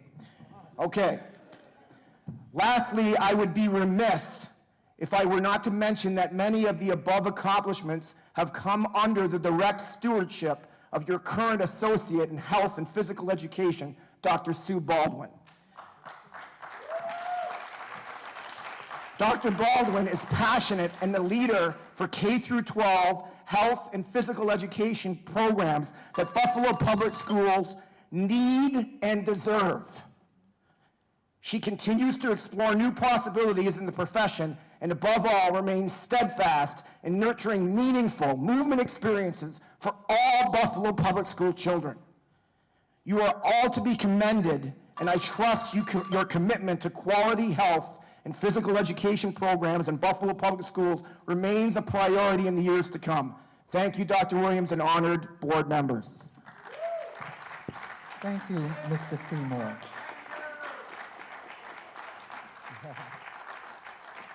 Thank you so much. Superintendent, do you have a response? I do. Thank you, Board President, and thank you to all of our speakers for your patience and your passion in coming forward this evening. I know that there are lots of things that you all could be doing, and so if you're here this evening, I know that it is because you are passionate and you care about your children and about this district, and so I appreciate that. I'll start with Pastor Giles. I know that he is gone, but I know that also, you know, this is it's live streamed and it is recorded, and I want to extend a thank you to him. I was not at the board meeting last month, though I did hear about it, and you know, sometimes it's not about how you make an error or, you know, fall down. It's about how you get up. And to stand before this board and to look each board member in the eye and apologize for what he feels with something that should not have happened, I think is very, very admirable, and it goes a long way. We appreciate deeply the work that the peacemakers do. They bring an expertise that I won't pretend we have. They are credible messengers in our community. They understand our community. They know parents generationally and even grandparents. The kids respect them. They work with the staff and the principals. And so I want to go on record by saying that we appreciate the work of the peacemakers. This board does. I know that. I've had conversations with board members. We appreciate their work, and so thank you to Reverend Giles and to all of his staff for all that they do. Ms. Whitfield, I don't think anyone would disagree on the importance of music in our schools. You know, I looked at the handouts that you shared, and I'll look more closely after tonight. You took a lot of time in collecting some data, and it deserves for me to take a look at it and to review that data. You know, we are in a difficult time, and everything that we have given to our children over these last 3 years and before is necessary. Everything. They deserve all of it. And so any reductions are going to be very, very difficult, and I just want to assure you and the rest of the audience that is here that whatever we need to do, it will only be after a lot of thought, a lot of strategy. We're doing everything that we can to mitigate removing services for our children, and at the same time remaining fiscally responsible. So I will take a look at what you shared tonight, and thank you for taking the time to compile all of this. I don't even know when you had the time to do it, but I know that because you did, it's something that's very, very important to you, and I appreciate that. Thank you. Abu, young Dr. Jalal, are you still here? Wow. You looked great, and you represented the Owls and your school fantastically. Olmsted is lucky to have you, and certainly we are also in the Buffalo Public Schools. You know, something that you talked about, food sales, and how it funds vital activities. And we have some board members that are very committed to entrepreneurship, very committed. And so, you know, what you've asked this board to do is to take a look at the policy on how food sales are happening, what food sales are happening, and I know that, you know, your voice was heard by all of the members of the board that are here this evening. So I want to thank you for taking time out tonight to come before us and share that. Your peer Lillian was not here tonight, but you certainly lifted up well and spoke very, very well and very passionately. Thank you for being here this evening. Ms. Incontro, did I say that correctly? Okay, another very staunch advocate for instrumental music, as well as music education. And, you know, I always appreciate when folks reference our framework, our 5 by 2025, because it is a living and breathing document. And the fact that you really read through it and were able to reference it makes me smile. It's not just a document that we wanted sitting on a shelf. You know, the 5 goals are our framework. They are our framework, and I really appreciate it. You mentioned something interesting about scheduling, and I think the buzzer buzzed, and you didn't have a lot of time to go into, you know, how there is the possibility to do some innovative scheduling. But I'm going to ask our Chief of School Leadership, Ms. Jesenowski, to reach out to you in the near future and talk through that a little more to see what that might look like, and if we did that, if it would be possible to save some positions. Thank you for coming tonight. Ms. Story, I think we all felt your sharing. First of all, thank you for sharing your story.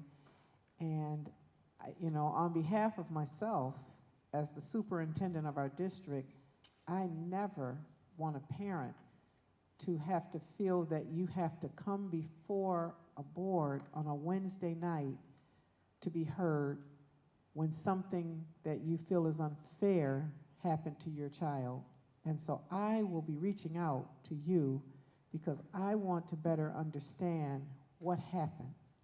And I do apologize on behalf of the district. You know, we are a large district, and it is not an excuse. It is not an excuse if we had 30 children or 30,000 children. You know, I want us to treat every child, every single child, with respect and dignity, and, you know, to be sure that we're offering what I believe we should be offering, which is excellence to every child. And so I'll be reaching out to you before the end of this week so that we can have a conversation and I can see how we can support your daughter and your family. I apologize. President Spidell, please, first of all, let Johnny know that we missed him tonight. We really did. We enjoyed him here last year. He was so excited about, you know, handing out the books, and, you know, we want him here next year. So please let him know that we really missed him tonight.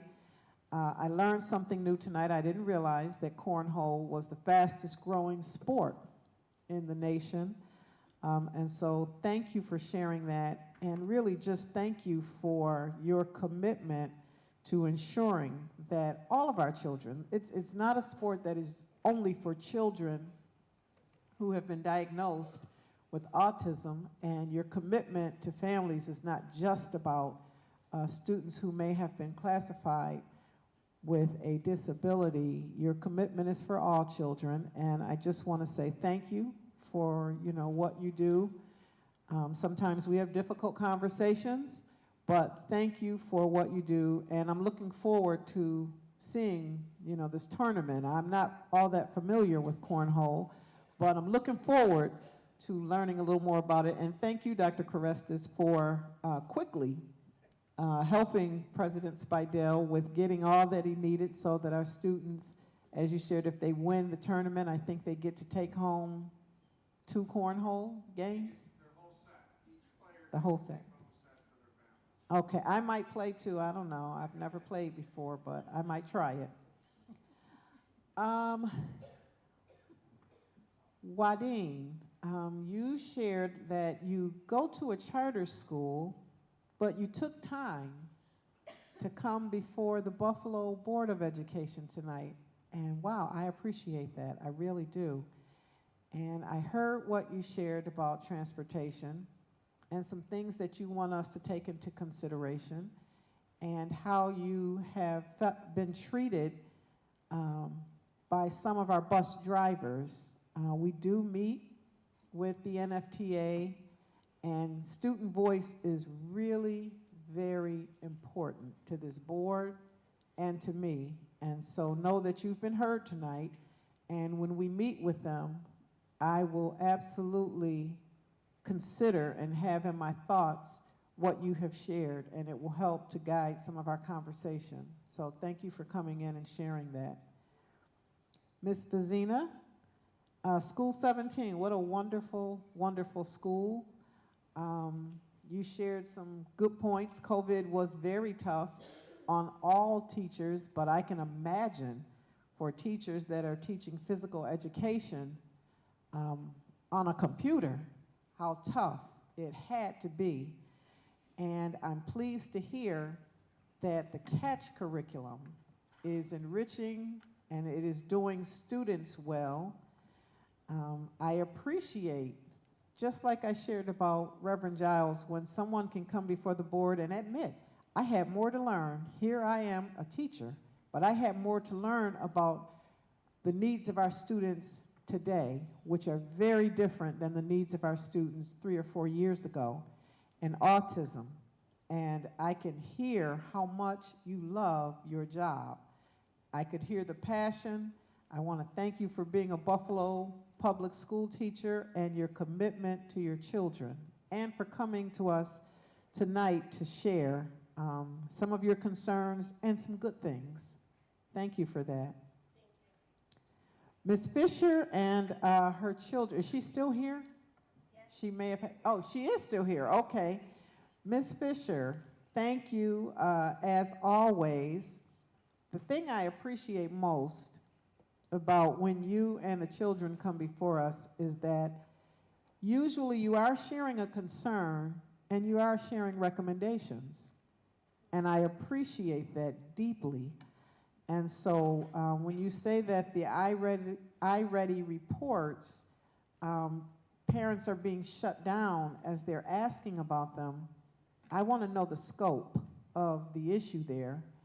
Is it 10 parents we're talking about, or 100 parents? Is it one school building? Is it 10 school buildings? And I'm going to ask Dr. Reynolds to reach out to you and to have that kind of conversation so that then I'll know how we can best support the scope of the issue.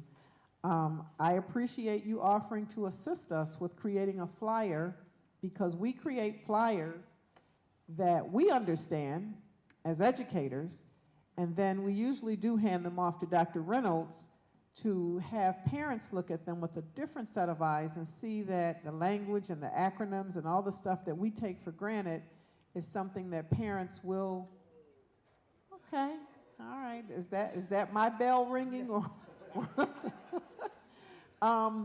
So we will work with you. We certainly want to always get a parent's perspective.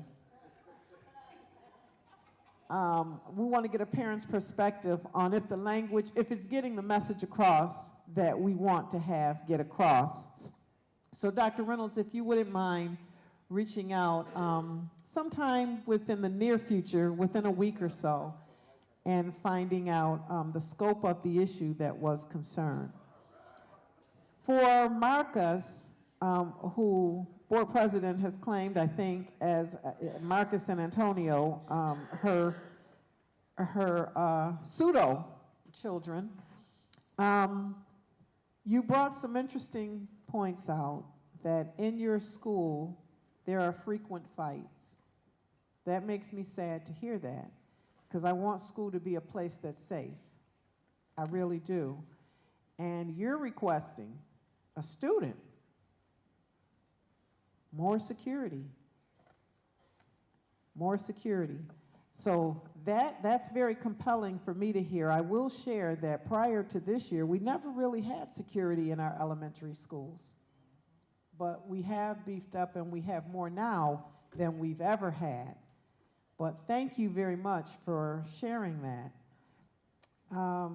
Antonio, you also brought out some interesting points on the dress code and how there is a student dress code. We do have expectations for how we want our children to come to school so that, you know, your dress does not interrupt instruction or create, you know, too much attention that distracts from instruction.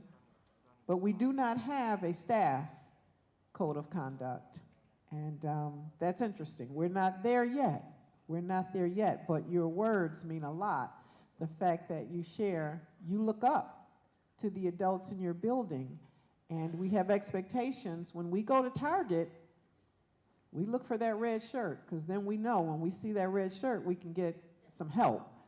And I think in our schools, what I heard Antonio say is that although it's not a red shirt, there's an expectation that the adults in the building are dressing appropriately.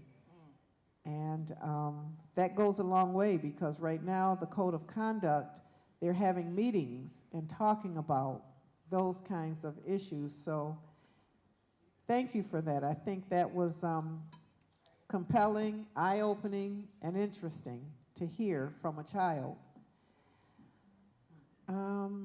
Ms. Biner, I would like to have Dr. Brown give you a call so that I can better understand what happened with C. You didn't mention the child's name, but you called him C, and you started out by sharing that he was moved from a school that he had had some success in, and I'm not quite sure what prompted the move, if it was that he moved up to a different grade level from elementary to high school, or you know, if there was something else going on. But I'll have Dr. Brown. She's going to give you a call, and she can talk through it and see how we can support the needs that C is having. So she will be giving you a call to do that. Mother Akua, boy, you know, I always appreciate the wisdom that, you know, you speak with, and the care. And even though you shared that there is a child that is experiencing a lot, is making learning challenging, safety challenging, you spoke about the child so respectfully, and sharing that the child has likely experienced trauma. It's not just that, you know, this is a bad kid, he needs to be suspended, you were asking for help. And what I heard underneath all of it is that it's likely that he may be misplaced where he is, and you're advocating for him to be someplace where he can experience success and get the support that he needs. And so I'm going to have our Chief Botticelli give you a call so that we can find out what school and what the circumstances are. I can't promise that a child will be moved. There are certain legalities around that, but we will see how, if he can't be, we can work with the family and get some help for this child that, as you so articulately shared, is traumatized. And, you know, children sometimes don't have the words to express their frustration, and so it comes out differently. It comes out tossing desk or, you know, hitting children because they don't have the words to articulate all that they're going through, and so we want to get some help for this child. Mr. Lang, words, words, words. I won't bore you with a lot of words, but I will tell you that I don't think there's a person on this stage that is not disappointed and disgusted by how the front of Bennett High School is looking and has looked. I don't think there's a member in my cabinet that is not disappointed and disgusted. And I can't share a whole lot, but I will share that we are taking things to another level that are not just words being spoken. Yeah, we got to get that right. We have to get that right, because my hope was that this year, graduation could be beautiful like it used to be at Bennett High School. And unfortunately, it just doesn't look like this year that's going to happen. And it's disheartening. And our children deserve so much better. So we are taking things to the next level. Rahema, always a pleasure to hear from you. So young and so wise. Suspensions are complex. You know, they're very, very complex. We do have a code of conduct that guides disciplinary infractions, but I hear what you're saying, that we have to also look at holistic ways of helping our children, and not just suspending, but then what comes after that, what comes before that, what comes during that. And so we are always looking at addressing holistically student needs, and it's certainly something that we will always continue to modify and get better at. But thank you for coming, and the way to do some of that change in your building is just what you're doing, participating in your wellness team meetings and sharing your voice from the student's perspective. It's a very powerful voice. So you continue to do that, and know that we are having code of conduct meetings right now that are going on, and I know that Dr. Brown heard the concerns that you shared tonight. Saria, you shared some things about the school that you're at and needing additional security. That's something that we'll look into. I haven't heard that that's a huge concern at CCI, but it is something that we will look into. I want to offer you congratulations on being a graduate soon. Congratulations to that. And as far as what you shared on wanting the building to be welcoming, I want that too. We share that. And so whatever we can do to make that happen, and I believe you have some ideas on what would make students feel welcome when they come into that building. And so Dr. Reynolds, if you're able to follow up with Saria to see what's not there that she believes, if it were there, could help the building to be a little more welcoming, I'd like to know. Ms. Bauer Walker, President Bauer Walker, she leads one of our parent groups, the Community Health Worker group. I agree exactly with what you said, that it is a collective process. This wellness team, getting our wellness teams up and running in every single one of our schools with fidelity, and certainly the schools can't do it alone, because the wellness team is comprised of community, parents, community partners, and staff. So I'm committed to us working together, and I apologize, but Dr. Reynolds, this is another one that's in your wheelhouse. And so if you can just give President Bauer Walker a call to find out a little more about what it is she's envisioning with respect to that, I'd like to hear. And finally, Dr. Clancy Seymour, I knew you were a smart man when I saw Canisius University and faculty member, and you're certainly smart for mentioning that your wife is an esteemed staff member in the Buffalo Public Schools. We appreciate her work. We appreciate your advocacy and, lifting up the work of one of our staff. You didn't have to be here tonight to do that, and it means a lot that you did. And so we certainly appreciate Dr. Baldwin. And, I agree with you in saying that we all need to lead healthy lifestyles, and certainly that impacts all of us and our ability to learn and to teach. And so thank you for being here this evening. That's all I have. Thank you. Thank you, Madam Superintendent. May I have a motion to excuse our student board representative, Deja Mims? She is in Albany with the Big Five today. Larry Scott, second by Jennifer. All in favor? Any opposed? Thank you.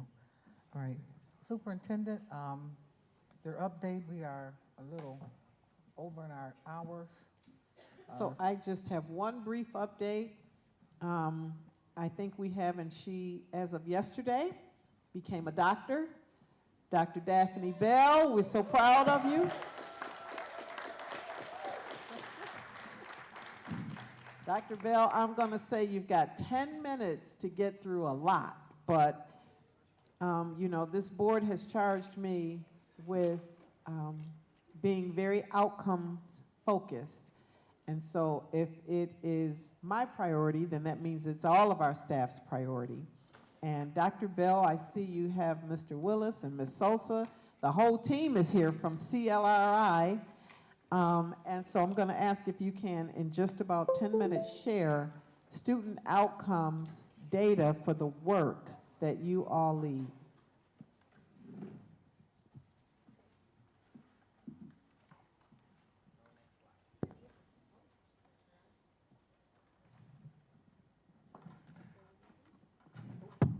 Here we go.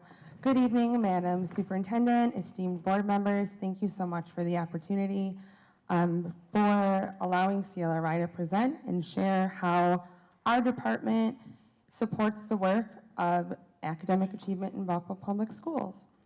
I'm going to begin with the moving to the next level slide. I want to highlight that the Office of CLRI is infused within all of the tenets within the moving to the next level.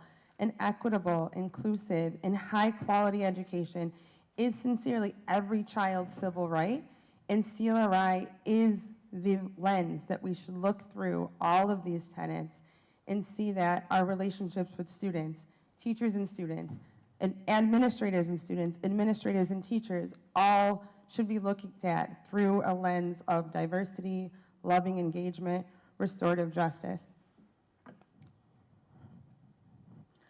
The superintendent's goals is what we all sit as a district. We want to all work together. The key is collaboration. The Office of CLRI would like to work with all of the departments within Buffalo Public Schools, all of our central office, and our principals and guardians of equities in our buildings to have our student outcomes and meet the superintendent's goals, which is in reading, 39% of third grade of economically disadvantaged students will be benchmark or above on the 2024 end of year's DIBELS. In math, 15.9% third graders economically disadvantaged at or above at the end of year iReady. And our graduation rate at 75.7% of students in that unofficial four-year graduation cohort will complete state and district graduation requirements in June of 2024. So how does the Office of CLRI support that work? In grades K through 6, we have our Rising Voices curriculum. Pre-K through 12th grade, we have the Emancipation curriculum. Both of those really uplift our students. They uplift their presence, their feeling of belonging in the classroom and in the curriculum that they're learning. So this also translates towards our meeting the goal. So the first is in reading.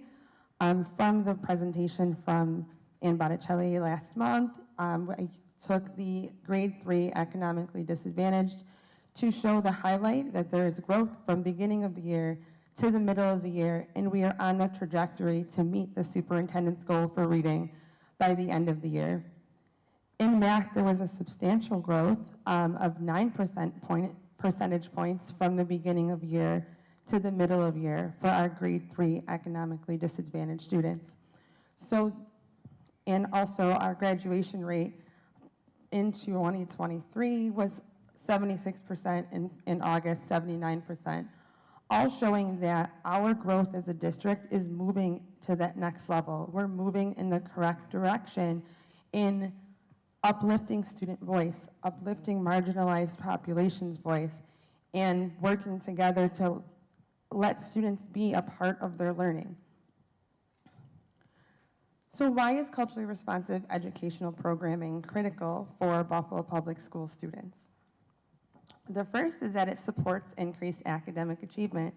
As Dr. Williams said, I just defended my dissertation yesterday, so I can confidently tell you that research shows that the implementation of culturally relevant curriculum and pedagogy does in fact increase academic achievement for students, and that's something that we do as a department. The second is that it elevates equity in narrations of marginalized voices. For many years, voices have been silenced, those who are marginalized, and the Office of CLRI and the implementation of culturally relevant pedagogy and curriculum elevates those voices that have been historically silenced. It embraces and celebrates the diversity of our district. We are a district that has 80% students of color. We have a beautiful, diverse population, and the emancipation curriculum, Rising Voices, and our scholar programming does a great job celebrating that. It equips educators with the tools and mindsets to serve our diverse students. With our 80% students of color, we have a teaching population that is 76.3% white. We need to make sure that they have the opportunity to have the training, professional development, and mindset to serve our diverse students and create true, strong relationships and bonds with them. This also supports social emotional learning, because when you are learning about yourself and you feel as part of the classroom and the curriculum, that supports social emotional as who are our most vulnerable students. So this is a quick snapshot, and I know I only have 10 minutes, so I'm going to make it really quick. Quick snapshot of CLRI and how we support our schools. The first is the CLRI District Lookforce Tool. We work in collaboration with the Office of Instruction to have a Lookforce tool specific to the CLRI and what we're looking for: a warm and welcoming environment, the use of the curriculum, professional development. We also have the Guardians of Equity, which I'll talk a little bit more about shortly, but it's one individual who's a teacher leader in each building that leads CLRI work in the building. We know and understand in the Office of CLRI that our principals have a lot, our teachers have a lot, but one individual who's really strong in this role and has a deep intrinsic value for CLRI really has helped move the work forward in each building. Our instructional coaching visits, our office has an instructional coach who goes out to every building to support those Guardians of Equity so that they feel equipped to do model lessons. They feel equipped to run grade levels and faculty meetings and make sure that everyone's informed of all of the curriculum and programming offered from the Office of CLRI. We had in this winter, in disproportionality, a district-wide collaborative school visit day in January, where our schools went and saw all of the excellence and highlighted CLRI work in some of their colleagues' buildings, and it was a really powerful moment to share all of the great things happening. Our culturally responsive instructional resources, emancipation curriculum, Rising Voices, anthologies. We have hundreds of lessons at every single grade level, pre-K through 12th grade, and we are working in collaboration with some of our other departments in how we're going to best infuse all of these lessons so that they are easily accessible for all of our teachers and students. Heritage packets are sent out every month by the Office of CLRI, where we can take a moment to celebrate each of the diverse heritages that are in Buffalo. And then finally, our scholar programming. Our scholar programming is the center and the heartbeat of CLRI.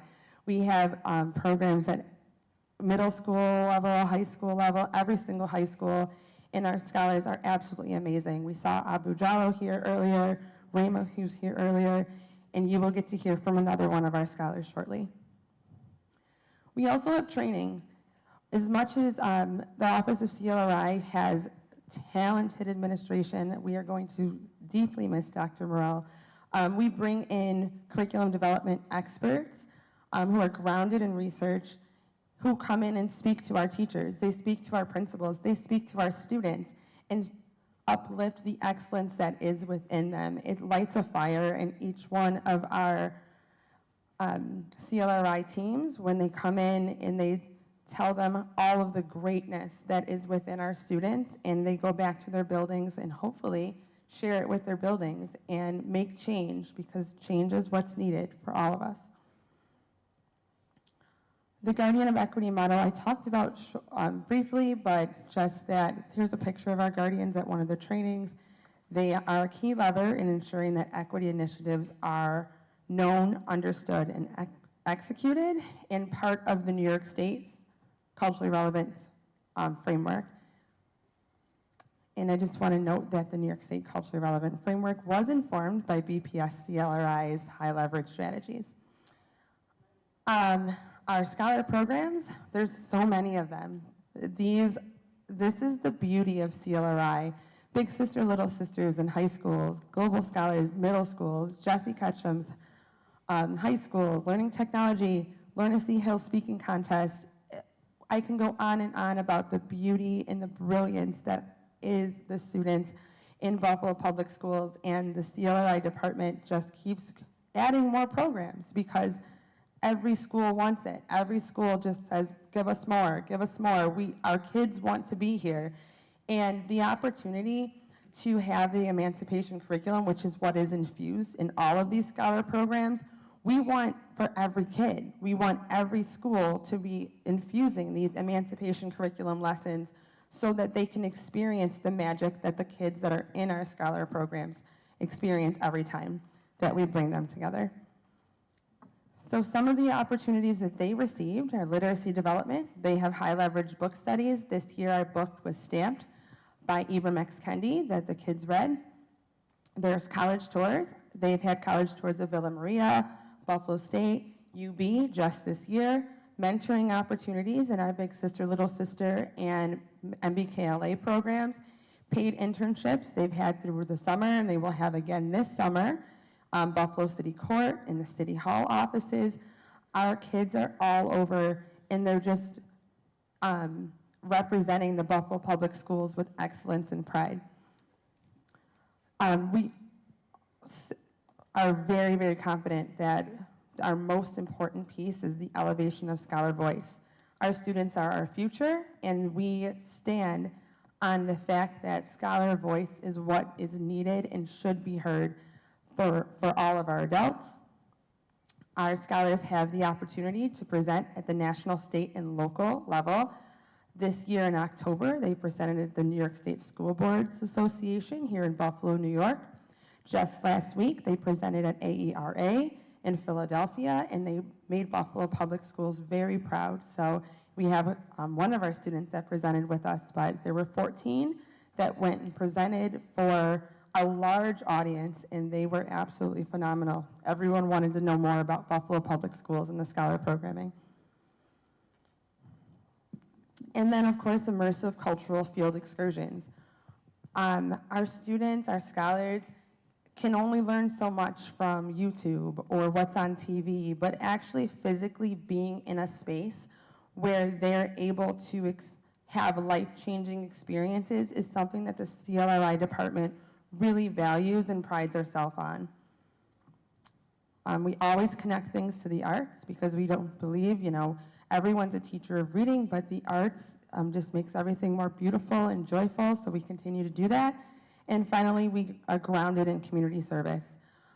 It's so important to give back. We are very fortunate to have the things that we have, the opportunities that we have, so grounding it in community service and letting our kids know how fortunate they are is key. And then finally, there's data, the impact on scholar program achievement. We, with the help of the Office of Shared Accountability, thank you, Dr. Bullock, we had the CLRI program scholars data pulled and compared to the district. We sent a list of names and said, let's see how it looks. So in attendance, our CLRI program scholars are slightly higher than the district's average with an 89% attendance rate.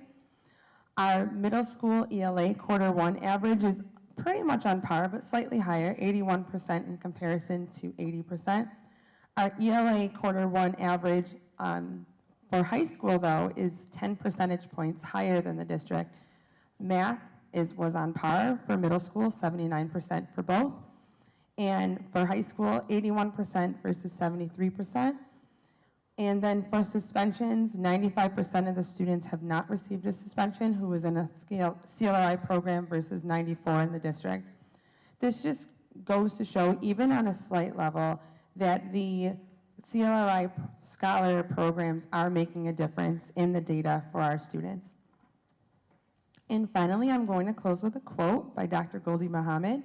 She was one of our guest speakers this year. She did a presentation for the Guardians of Equity, and it says, "For humanity to experience joy, we must be conscious of what needs to be interrupted, changed, shifted, and advanced. It is never a question of whether this work is easy or difficult, but instead, is it possible? Impossibility is joy." I would like to welcome one of our esteemed scholars.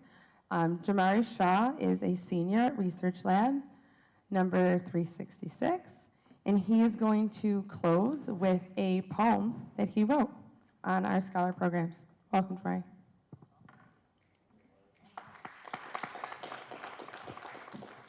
Hey, my name is Jamari Shaw Jr. As y'all heard, I'm in a lot of programs. I am a New York State inducted MBK fellow. I'm a scholar for social justice. I'm also in the Our Story Project program.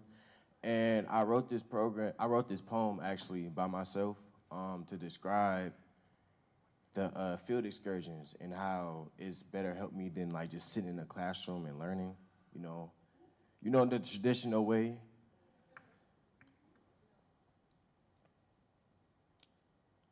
Black excellence surrounds us, the same excellence that built America.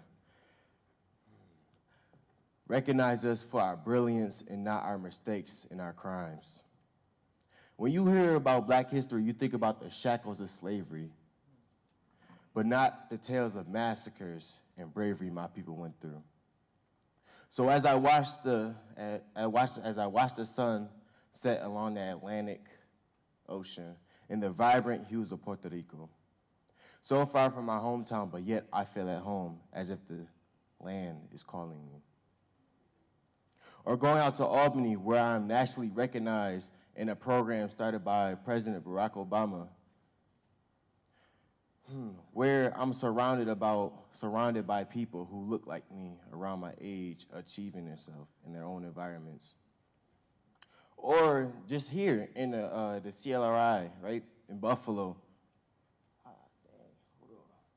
Or being in the programs just like in the CLRI in Buffalo, where I can learn how to directly impact my community. Or my, hold on, give me a minute.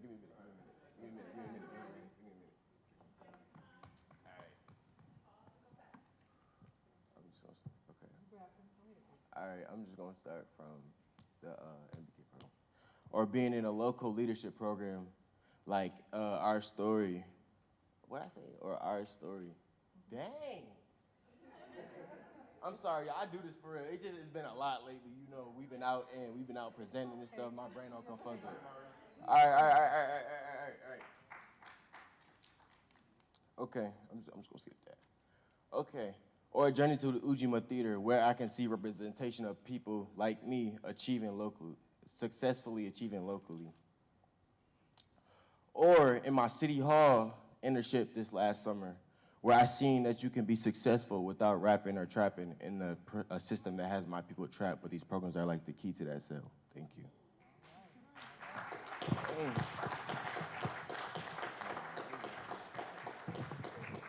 This is the excellence of our scholar programs. Jamari is phenomenal.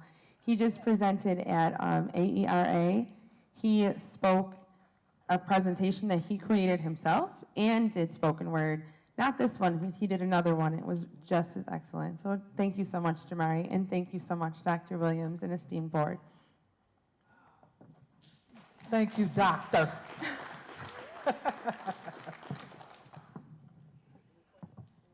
Any questions, board members, superintendent wants to know?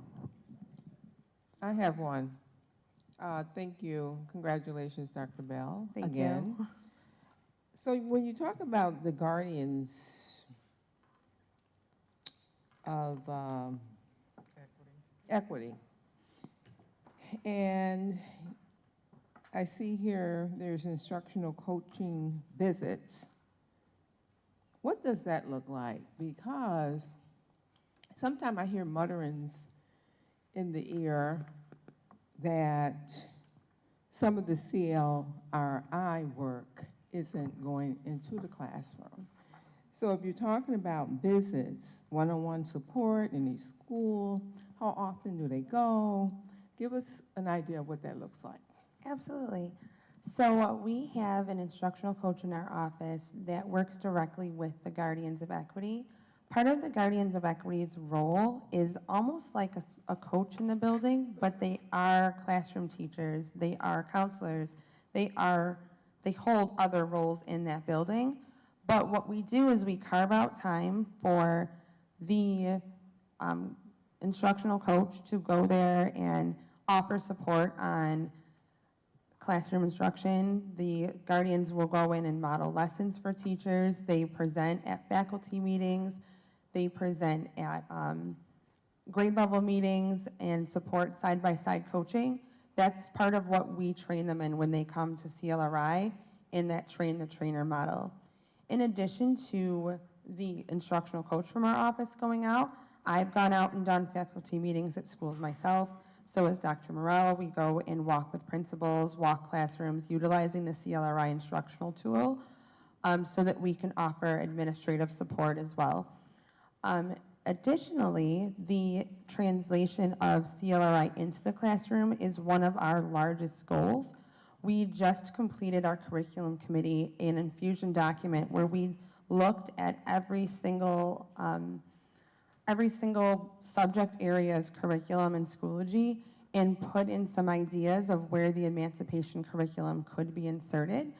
It's not something that we're going to demand. Something that's really important to me is that we're collaborative with our colleagues. So it's an ask of where these could go and kind of have the conversation of how the CLRI lessons can be used in concert with what's already there. We have an excellent programming, an excellent curriculum. So how can we enhance that with the addition of more diverse materials? Thank you for that explanation. So our young man, I'm sorry, did you have something to comment on this, or you wanted to say something else? Oh, it's next month. You can come back. We welcome you on a Wednesday, third Wednesday. Okay, thank you. I'm sorry, Honorable Board Member Makuzi. So you sort of answered the question I was about to ask, but now I'm going to kind of direct it to superintendent. Is if you make the effort with how much that's going on with CLRI and how they've grown and what they've done, I feel like it shouldn't be an ask to see whether or not you can. And then who is it up to see if it's not mandated, but who is it up to make sure that it's actually being done? And what's the power to make sure that we have, we're going to put the energy and the effort and the monies, let's just talk resources as a fiduciary body.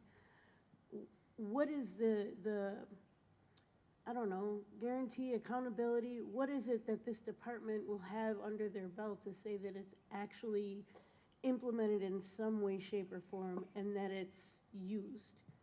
This is where I come back to like SBMT teams and where people are allowed to make decisions of what's being done in their schools.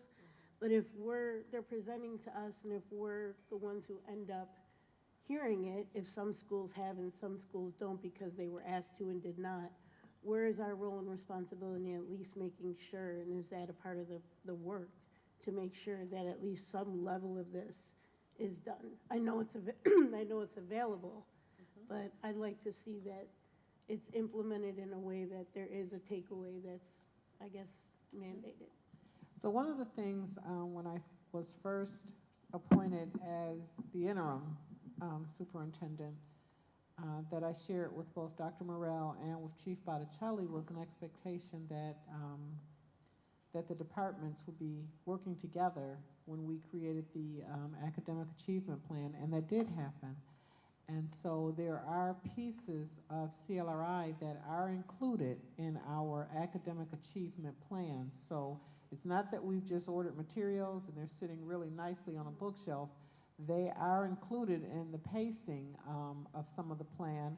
I think that there are opportunities to continually look at it and continue to enhance it, because the children really seem to take to the materials that have been ordered, but it is a part of the plan, and I believe that there are pieces, Dr. Botticelli, that are implemented. If you want to come up and just share a little bit.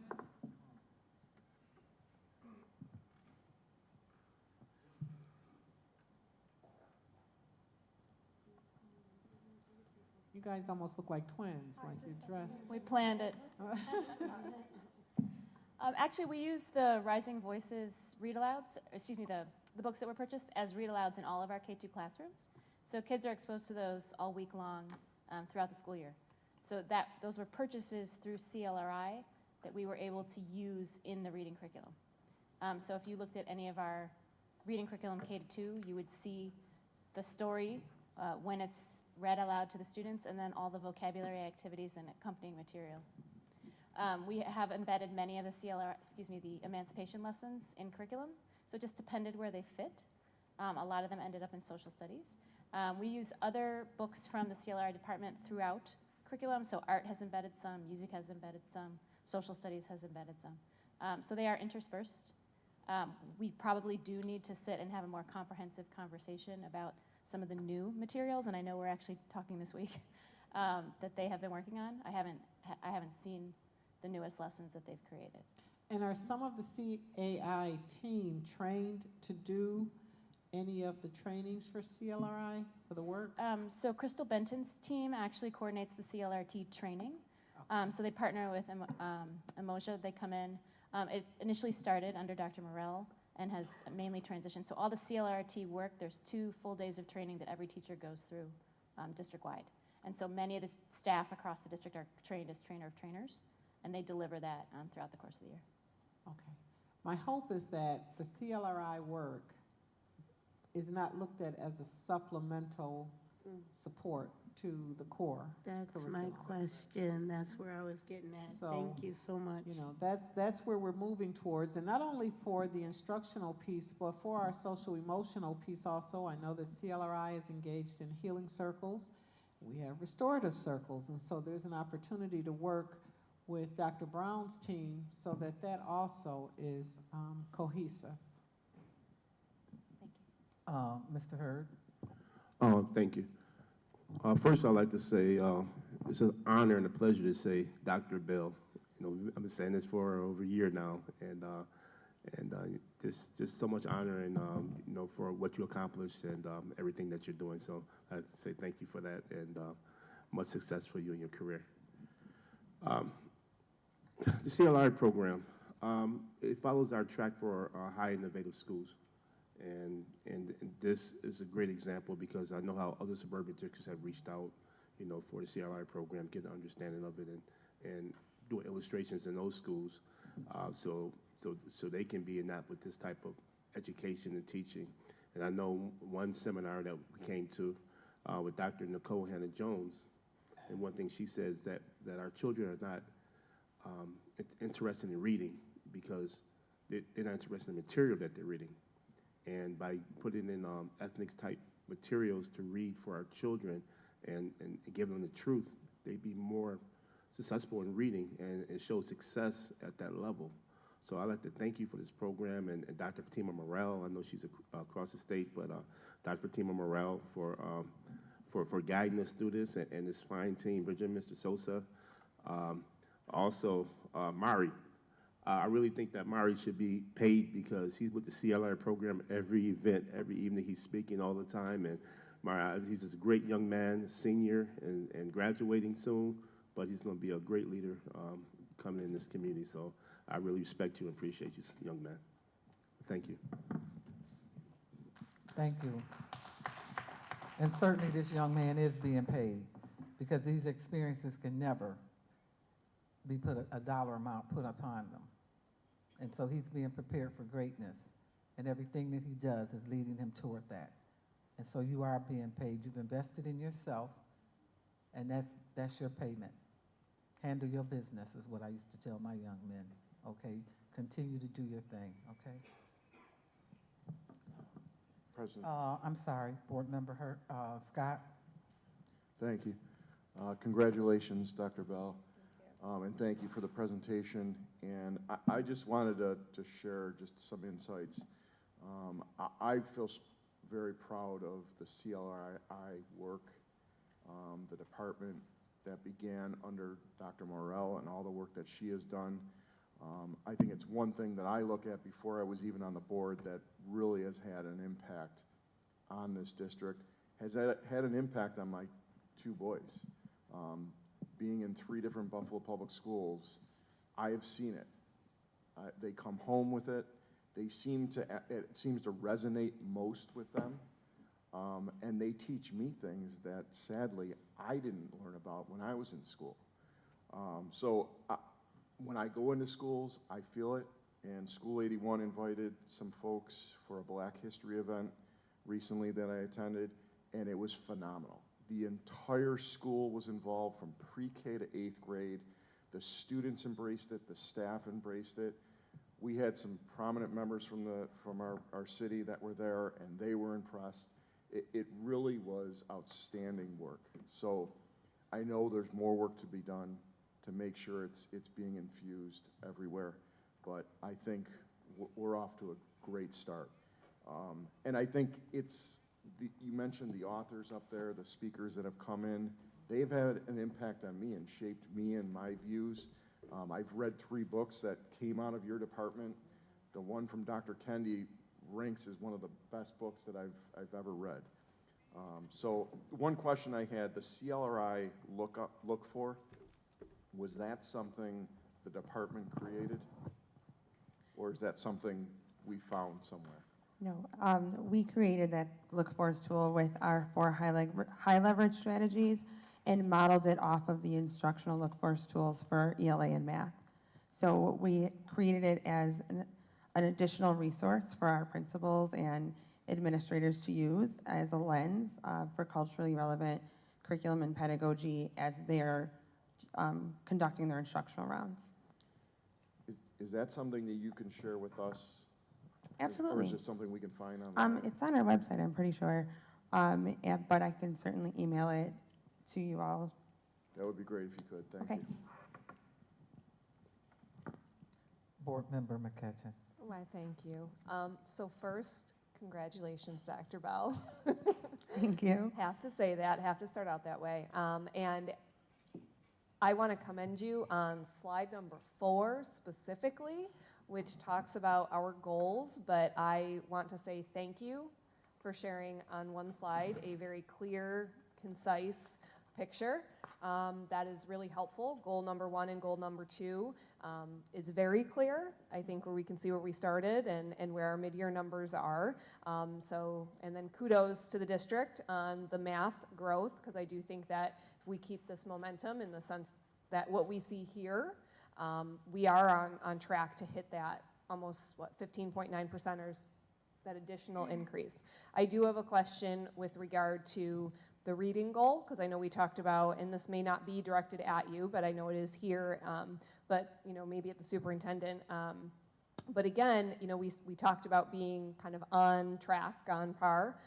There was a 1%, growth, right? And so we do have a much larger growth goal to get to that 39. So I think my question is whether or not we do actually realistically think we're on track within that space.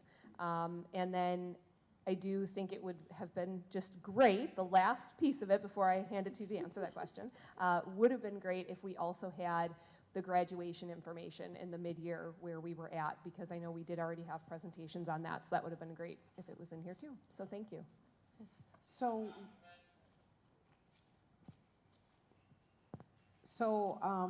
With respect to the goals, one of the things from our presentation on the mid-year data that I have done is I'm working with Chief Jezanowski and Chief Botticelli, and I've had them identify per school how many children who are third graders who have been designated as economically disadvantaged are not hitting that target but are in the yellow, are close to getting there. And they've done that. I've then asked them, who are the children? I want to know the names of the children per school. So I've got huge spreadsheets that show for school 3, school 6, school 17. These are the children that are very close to hitting that bubble. And every 2 weeks, I'm collecting data on those children, not just the academic data, but have they been getting suspended? You know, are they coming to school regularly? What is it that could interrupt them from getting to where they need to get to? So tomorrow, Friday, I'll get a new data set to take a look at to see, and I'll have a much better answer on, you know, how many children have we moved to where we need to. The children who were there at the middle of the year, we don't want them to regress and go back into the yellow. We want them to stay in the green or blue. Are we doing that? So I'm drilling down by school, by grade. Now I'm into specific students, and the principals all know that I've collected this data, and so they know that these are children that I'm watching closely, and I want to make sure that they're getting all of the supports that they need to be successful. So you've been consistent in asking that question almost every board meeting. Do you think we're going to hit that target? And almost every board meeting I say yes, because I do believe in our children and I do believe in our staff, but I can't guarantee. I will say that we are doing everything that we can to make sure that we give our kids every opportunity to meet the targets.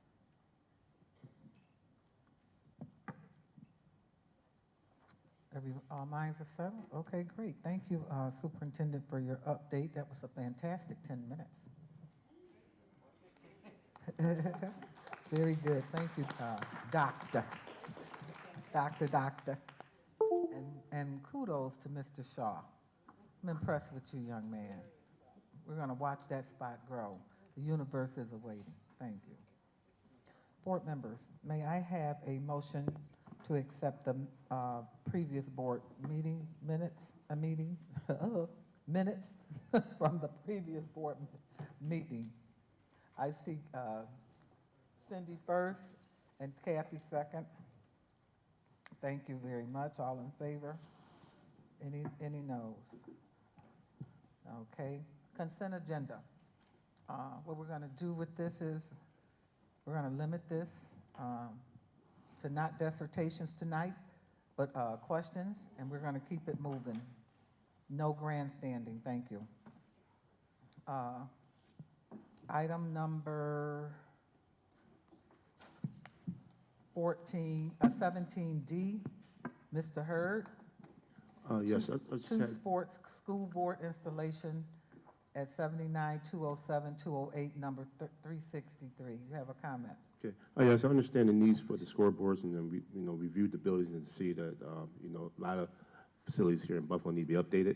But I would like, when we purchase or, if we, as a board, support the purchase of these type of materials or instruments, can we have a picture of them first? Can you email us or something what they look like so we know what we're buying, what we're purchasing?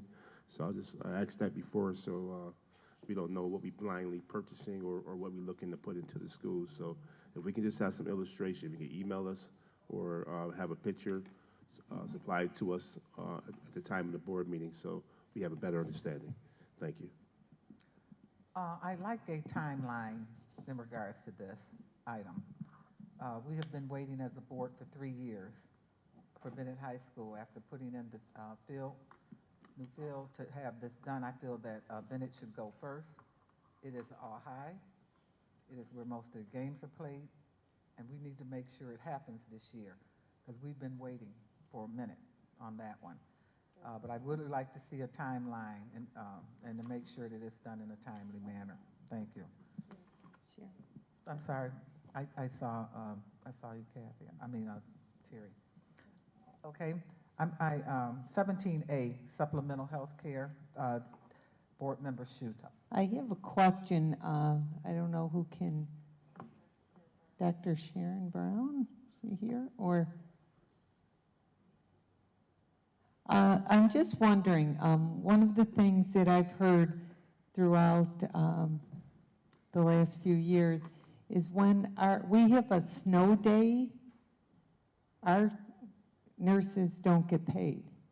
So think about when we had those 5 days, we had 6 days, and I'm just concerned, well, first of all, that would happen to someone affiliated with our school, and with the high need for nurses, we may lose some nurses because they're not really sure when there are snowstorms in Buffalo that they'll be compensated. That's just my comment for this.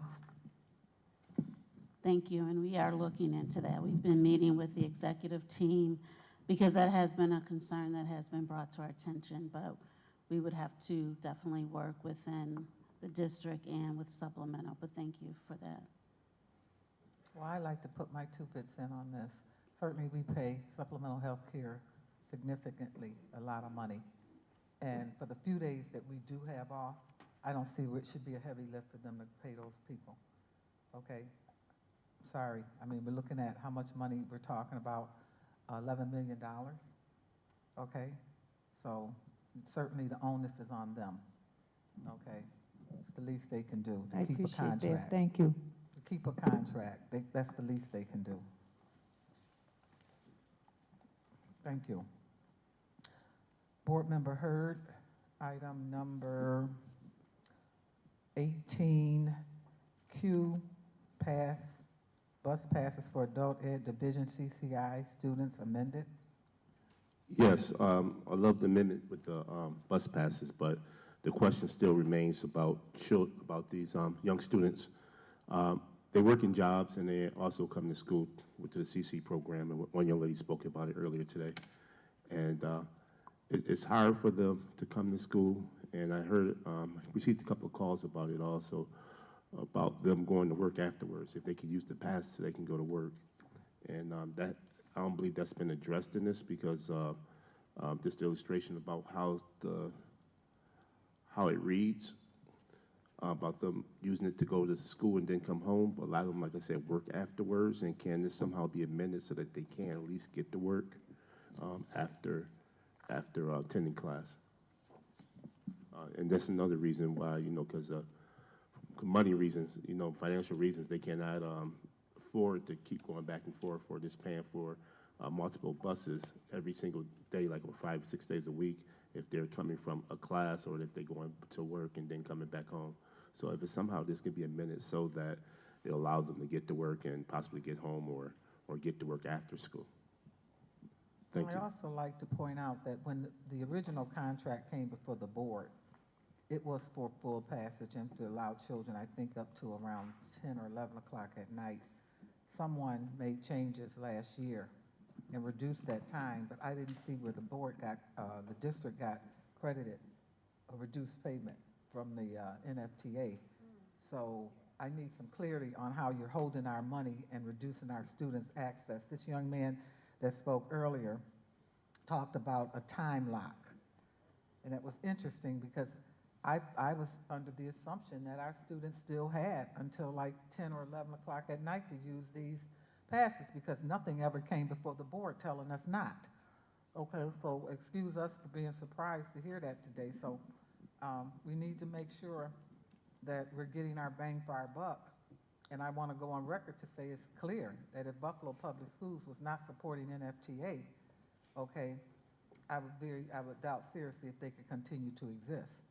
And so we need to make sure that we're being treated as valuable customers, is my point. Thank you. And I have taken your questions down. I just need to explore them just a little bit more.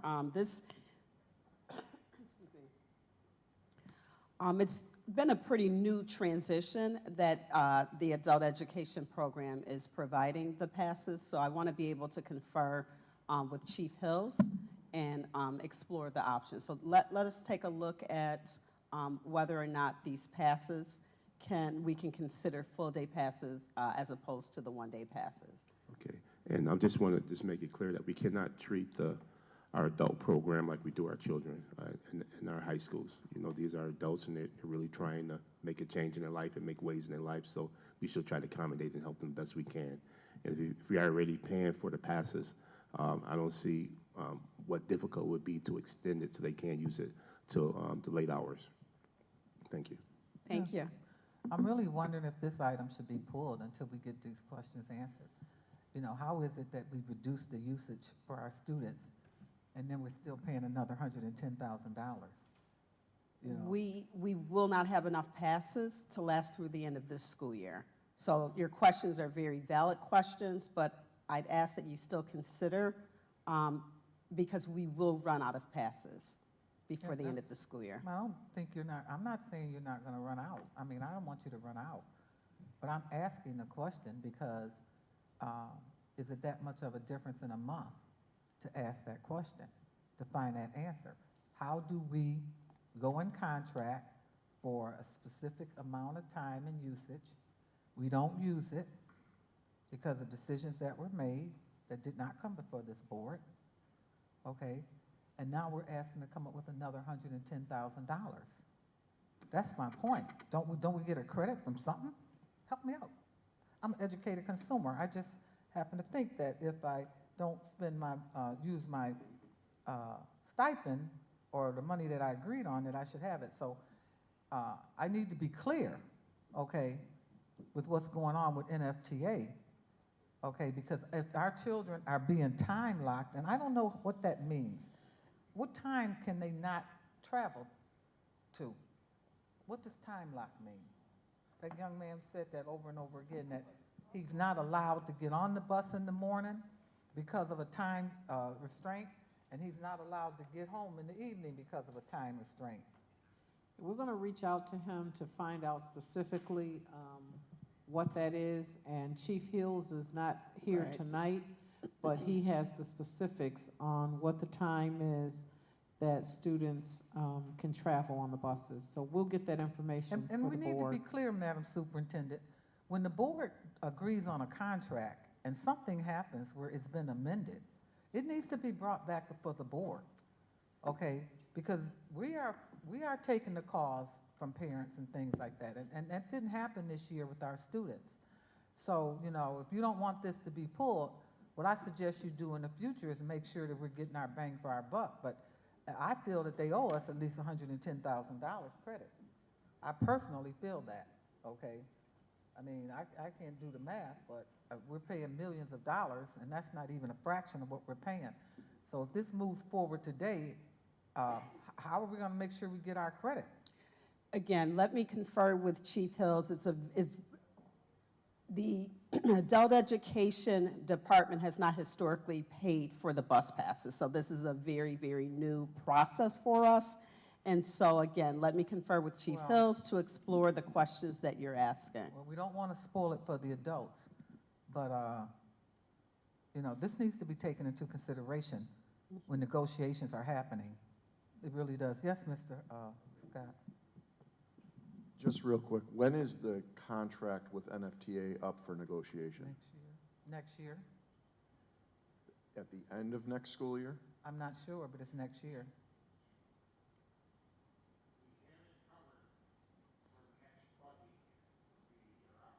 Yeah. You're out. So Okay. to your point, President Bellencamp, I think we need to pay close attention to this as we enter into renegotiating the next contract. Okay. So we're allowed to move forward, but, you know, I want to say this because every penny that this district spends, or anyone who's making a decision to spend money, should think about it as if it's their own money. Okay? And if we start being thrifty, if we start rubbing pennies together to make nickels, we're gonna get somewhere. But just to let a big corporation take money with first student, we don't do it. When they, we get credit. When they don't show up, we get credit, okay?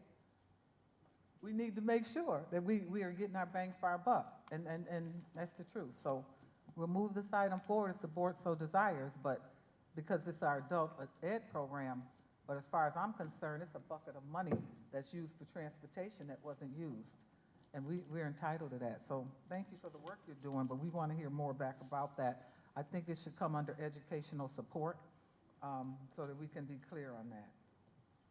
Okay, thank you, Dr. Reynolds. Okay, I have, next up, Mr. Hurd, number 18, BB Concealed Weapon Detection Unit and Software. Yes, thank you. I know the importance of our this detection system, and I know it went out for bid, and I'm so happy that our district is receiving it, as other districts has. I just wanted to know, are these units mobile and we can use them at multiple sites? And secondly, in there it says that the units also is going to be used at schools number 79 and number 54. I know 79 is the Graveyard School, and 54 is on Main Street.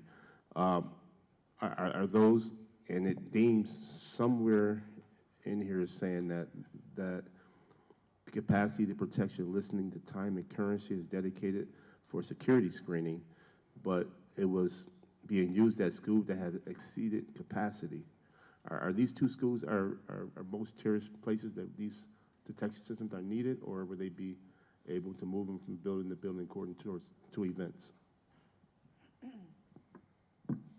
Excuse me, no, the devices, once they're at a school, that's why we did request a couple of additional units for some of the schools with larger capacities, but they are not supposed to be moved from school to school. They're supposed to be installed and remain at those schools unless we have a real need to move them. If we deem that, you know, it's not needed at one school, as long as every school is covered. If we deem they needed to be moved, we could move them. They can be moved. We don't recommend, the company doesn't recommend just moving them and moving them. Okay. You spoke about, did you mention anything about outdoor units or just the ones at school? The outdoor units, but I know that 54 has two entrances that they use, and they wanted one for the entrance by the parking lot and one for the main door where the parents and children come in the morning. A lot of schools have that need because when we put them in elementary schools, we found that there were some concerns because of that. The buses come in one door and load off at another door, and students enter another. So we didn't have enough units to give every elementary school 2 units. It will be taken into consideration now. Yeah, I would just like somehow we can get a basis of what schools that operates out of 2 doors. I know one door sometimes is the bus door, and another door is a drop-off door for parents. So we can get a consensus of how many more that we need for our district so that we be covered across abroad, and then that way we can see if it's something that we can afford in the future. Okay. Okay, thank you. Thank you. Thank you. Under 19B, I have a comment similar to what I said earlier about the NFTA. Doesn't need to be addressed other than to say that here we are again paying additional money. We have not gotten our our contract fully reimbursed as we should have, in my opinion, unless somebody explains to me how my thought processes is off, okay, only because of what was been shared with me as a board member. So here we are, another $234,000 to NFTA, okay, all the way to the bank. Ching, ching, ching, ching, okay? We have board member McKetchin on item number 25A, proposed changes for wellness policy to be approved. Thank you. So this is just a comment, and I am not necessarily against the policy updates, so I want to put that out there and on the table right away. But I do have concerns about the method of communication to the BPS community and the stakeholders, and I honestly think we need to do better. And I do want to preface that I know we have communicated, so I'm not saying we haven't. And I want to thank you for giving me kind of that list of what that looks like.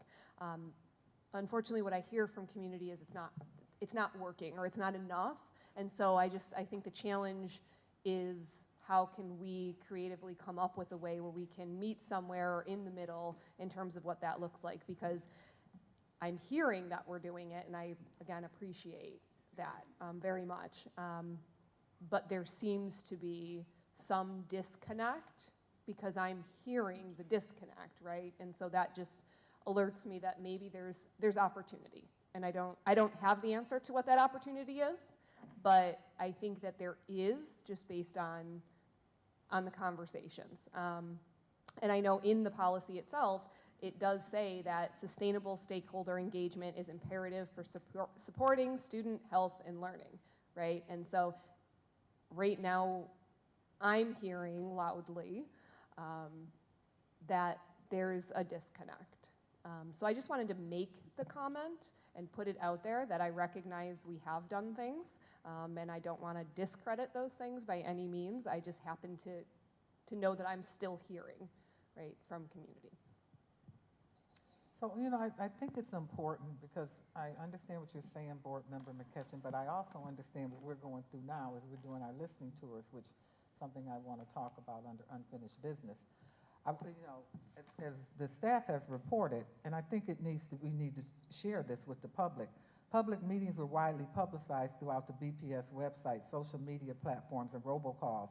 The following public meetings were held: August the 31st, in collaboration with the Department of Family and Community Engagement; October the 19th, November the 9th, November the 21st. Additionally, we convened mental emotional behavior committee meetings on 9/11, 10/16, November the 13th, December the 12th.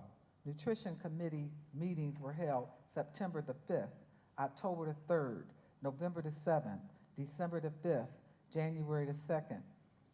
Those in attendance included BPS staff, parents, Board of Ed members, community organizations, and students.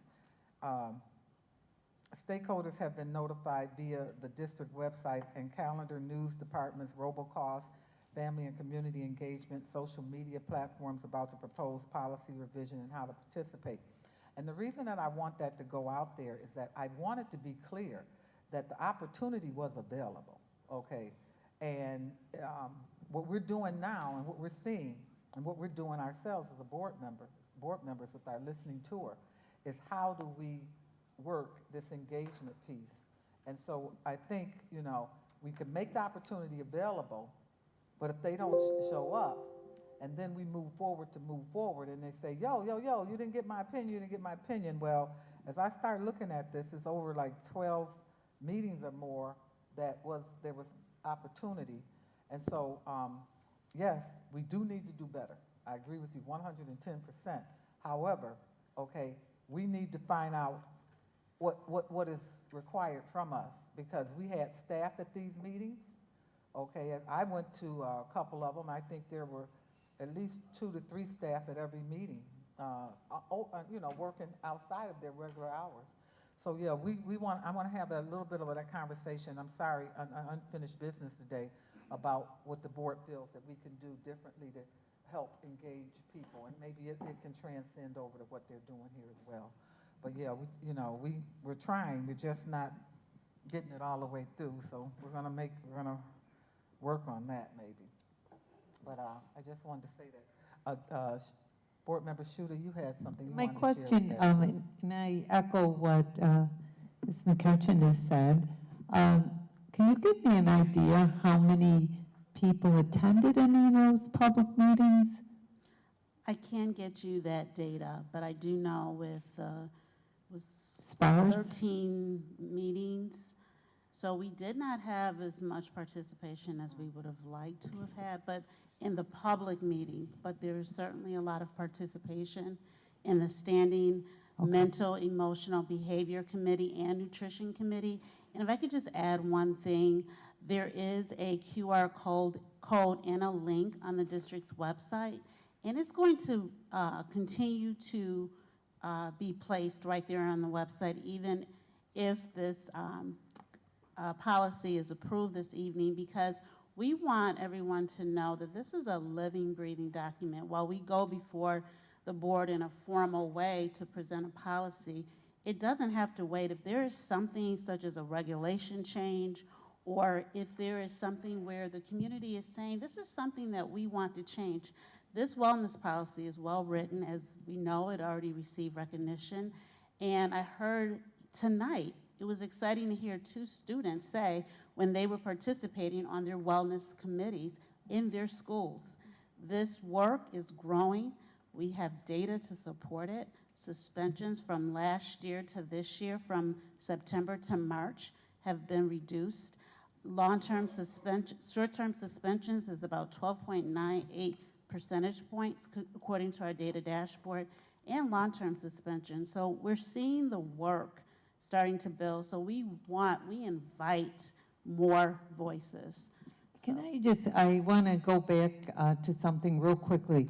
The supplemental nursing contract. Okay. So what I had spoken about with the nurses not being paid, if we approve this contract, we're locked into a contract where that will not be something we can visit? Because I don't want to vote for something when that piece has not really been discussed. You know what I mean? Because then we're going to be locked in another year. We're going to have nurses that aren't going to be paid again, and I can't vote for that. But that's just my And question. to my understanding, we can always do an amendment. Is it your understanding, or do we know? Well, I'm going to refer to CFO. But yes, we have done this before. We have amended certain areas of a contract and brought it before But the board. I guess then what I'm actually going to do is I'm not going to vote yes until it is amended. Okay. Okay, thanks. Thank you. I think she's made a good point. I really do. I need some feedback from this board on this. How crucial is it that it has to come in this meeting and not next month, after you've had a chance to work it? For the supplemental? Well, I mean, it will be approved beginning July 1st. I mean, of course, we would like it in place as soon as possible because it helps them with staffing and making sure that they have everyone in place, especially with summer school coming up and everything that we have planned. However, the 5 days, it's been something that's been a challenge for a moment, and I'm going to turn this over to Chief Barnes. Ms. Shuda, the issues you bring up are between the employer, supplemental health, and their employees, the nurses. It's not an issue for the Buffalo Board of Education. And regarding an amendment to it, we could certainly call, but that's an issue between their employer and their employees. Well, then maybe if it's an employer and an employee, then maybe we have to take a look at the employer and see if we want to do business with them. Do you know what I'm saying? If they're having people that are working in our buildings providing services and they're not treating them properly, perhaps we need to take a look at the employer. But I get what you're saying. I'm still going to vote no. I guess I wonder, is this a new issue, or is this something we've contracted with supplemental for the last couple years? Several years? I wasn't on the board then. No, I know. I'm asking. I wasn't superintendent then, but I'm just asking the question. It's been a standard part of the nursing contracts. So it's a part of the contract. It's always been a part of the contract, and then when the employer hires their nurses, they know that they're working in a school, so they get paid for the days. Is that how that works? They don't. They don't get paid if the school is closed, if the district is closed. And have we heard is it something that we're hearing a lot of noise about, or, when they accept a job, do they know? I mean, we know that our staff doesn't get paid on weekends if they don't work. I'm just wondering, why tonight, is this something that has come to your attention Yes, recently? no, it's come to my attention throughout the storms. I was reached by several people, And when I saw that the contract was coming up, that's when I thought was the appropriate time. And I just think if we're doing business with a organization, and I think it was at the holiday time, I think six days in a row for someone who's working in our building, I don't know, that's just my personal belief, and I'm not saying that the district has to feel the way that I feel, but personally, that's how I feel, and I just don't feel comfortable with maybe the structure, and maybe that is true that we have to talk to the employer, but I want that to be, something that we know. And I understand your question, but I was just trying to provide background. That's an issue between the employer and those nurses. Right. It's not an issue for us. It is an issue because we're paying them, Okay. and we're supporting an organization that I don't know. Right. That's just. So I guess we're approving a contract that we don't even know the substance behind it. How many nurses have left as how often is the schedule, the turnover? Their retention is great. Okay, so we don't have people leaving? No, they have had people leave. However, overall, when we have our quarterly meetings, their retention rates have been, quite high in the We've over had 90%. some people leave, but for the most part, and all of our schools, are all of our schools covered? Yes, they are. Was your hand up? Okay. So this is a catch-22. So Terry, in the future, with your committee, when these items come up that are educational support, we'd like for you to use your committee to have this flushed out before we come to the board table, because that's what it's there for. I didn't know anything about that. That touches me, that someone we were out 6 days and someone would not get paid for 6 days. That really cuts to the core. And so I agree that it's their problem, but it's our problem also. Okay, because we want our employees, anyone that's working for us, as you all saw with the whopping contracts that were given out over the past Or we couple of just years. need to be aware. I think Yeah. maybe we don't know that we're working with an organization that doesn't support their people when it's something that is out of the employee's control. And did this go out to bid, or we just automatically renewed it? Yes, it's already gone out to bid as Okay, renewal. and so they need to know that next year the board is going to be looking at this. I definitely will communicate that. It may be a game changer for the board. Absolutely. 'Cause I don't know about you, but most people Thank can't you. live without a week's Thank worth you. of pay. That's for real. That's real. That's a good point. I never knew that. Thank you for sharing that. I'm very concerned about it at this point. But anyway, we got to move forward. Okay, so if there is any more discussion? I had a question for this for 25A as well. Okay, no problem. No, I think that a lot of what I was going to bring to the table has been touched. I do want to state, and I know this might ruffle some feathers, but I do know that there were, meetings that were put out there, and just like you're stating, President Kottman, we're also putting meetings out. There has to be a trust factor amongst the community and the Board of Education and the district to show up for each other. I really feel like we're being put on the spot on both ends, because as a parent who was very intricate in this wellness policy well before I became a board member, I understood what it meant for our students. As a parent, if I couldn't make these meetings, I do not see alternative measures for me to be able to communicate what was presented at those meetings. So I don't see like we have a QR code for what we're doing with the board and specific questions that, we can pass out. So I get some of the frustration, but I'm also being very real about if you couldn't make it and all of these meetings were in place, we as a community have a responsibility to make sure that we're sending someone, but also we as a district need to make sure that a follow-up or something, a takeaway or something online or something, with all of our technology, that can give people a gist of what was there. Because the miscommunication piece is, what did they miss, right? And then we're presenting, okay, we have changes, and obviously the wellness policy is not something that was just presented yesterday. This has been an ongoing, almost every board meeting, just living document. So I'm very confident in the amending it if needs come up, but I do feel that because we have meetings, and we held these board meetings, and I was chefing for these board meetings and cooking all kinds of food and making sure people there was childcare situations, and barely no one showed up who actually confirmed that they would. But is that because of me? I did my due diligence.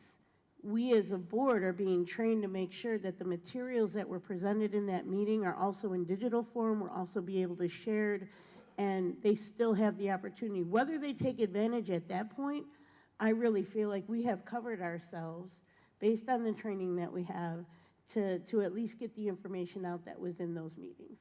So this seems like a tit for tat, and it's hard to be in the middle of that as someone who helped to be a part of that policy, as a board member, and also as a parent who knows that I probably, with my work schedule, wouldn't have been able to make any of those.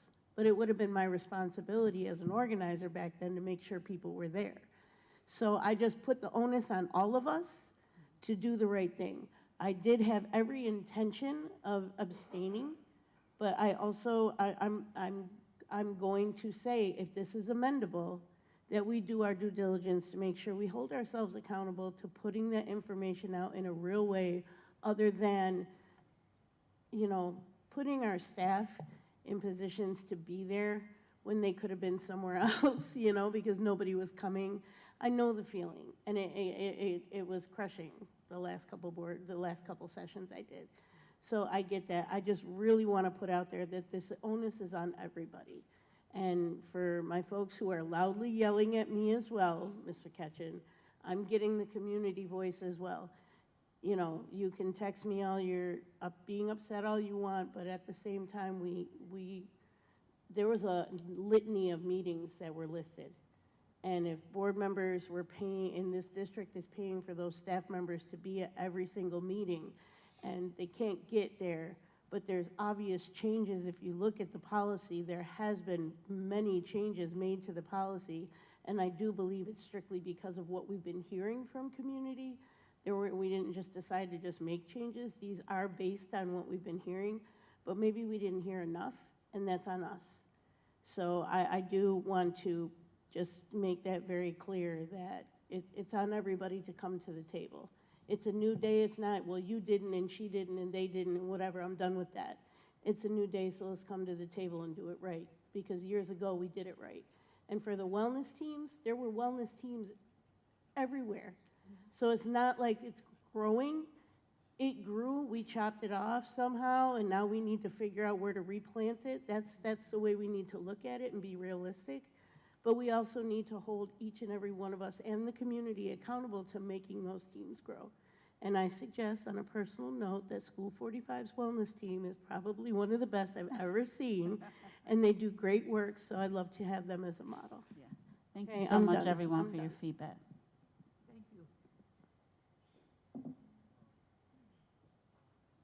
Just quickly, before we vote on this, I'm looking at this this West Chippewa, this lease under 25 A and B, and it just seems like, it just seems like the costs continue to escalate with this building. 22 A and B, just continues to go up all the time, okay? And considering the amount of money that we invested in this, I'm just surprised that we continue to have these add-ons. I mean, is it me, or is it just coincidence? We've got $8,000. Now I'm looking at the lease again, and it's talking about that it's additional rent and et cetera, et cetera. How is it that we're spending all this money in this building. What is it, 48 million up front and some other things. We've got to start looking at this. So I need some clarity on this before, not that we're not going to approve it, because we're stuck with it right now, but approve an additional $124,000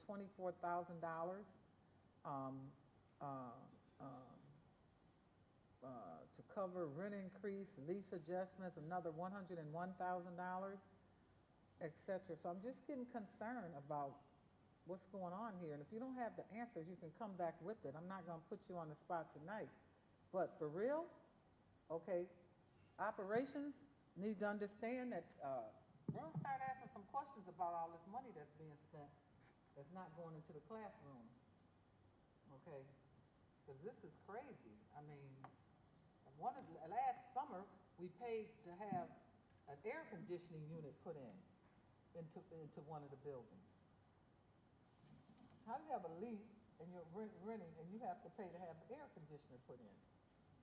I've never seen it. So we're going to start asking some hard questions. Get ready. Thank you. Council, would you, if everyone's ready, we'll go ahead and you can hold the board for consent agenda.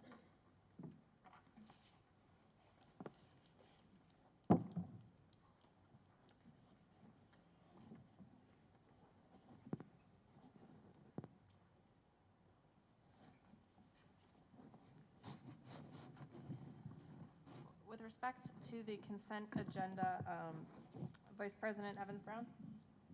No exceptions. Board Member Hurd? Exceptions with 9C, relative, 9B, possible affiliation, 16B, I sit on the board for Hilbert College. Except for that, no exceptions. Board Member McCacken?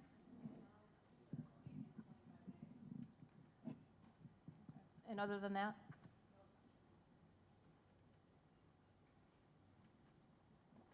Board Member McCosey? No exceptions. Board Member Rivera? No exceptions. Board Member Shuta? An exception on 17A and on 25A. And other than that? Otherwise, except. Thank you. Vice President Scott? Recuse myself on 21A due to personal affiliation with folks named in the services that are being paid for there, and no exceptions other than that. And Board President Cotman? And the consent agenda passes. Thank you. So board members, time is late, and certainly if you have something in regards to you want to talk about, but I do think there are a couple of things we need to talk about before we leave here today. One of them is a little bit about our, you want to report out? Okay, go ahead. Sure, Dr. Revere. Now, this will be very quickly. It's, I want to recognize that it's Autism Awareness. I tried to get a printed picture, but this is my young man with autism. Bring it up, light it up. Yeah. Oh, okay. Yeah, just right there. And I wanted to point out that we are still in process with the special education review memo that I submitted to the board and is now before Dr. Carestas and Dr. Williams, and I really look forward to your support in moving this forward. Because also too, first of all, we're serving young men like him. But second of all, some of the things that were discussed tonight and that we're hearing from parents pretty consistently can be resolved by doing this kind of assessment and review. And I want to point out again, assessment and review is not a bad thing. It's a way to actually improve, to get us to fulfill the mission that we're going for. So I really look forward to talking about this in May for June, and just to re-elevate it to everyone in light of the fact that it's Autism Awareness Month. Thank you.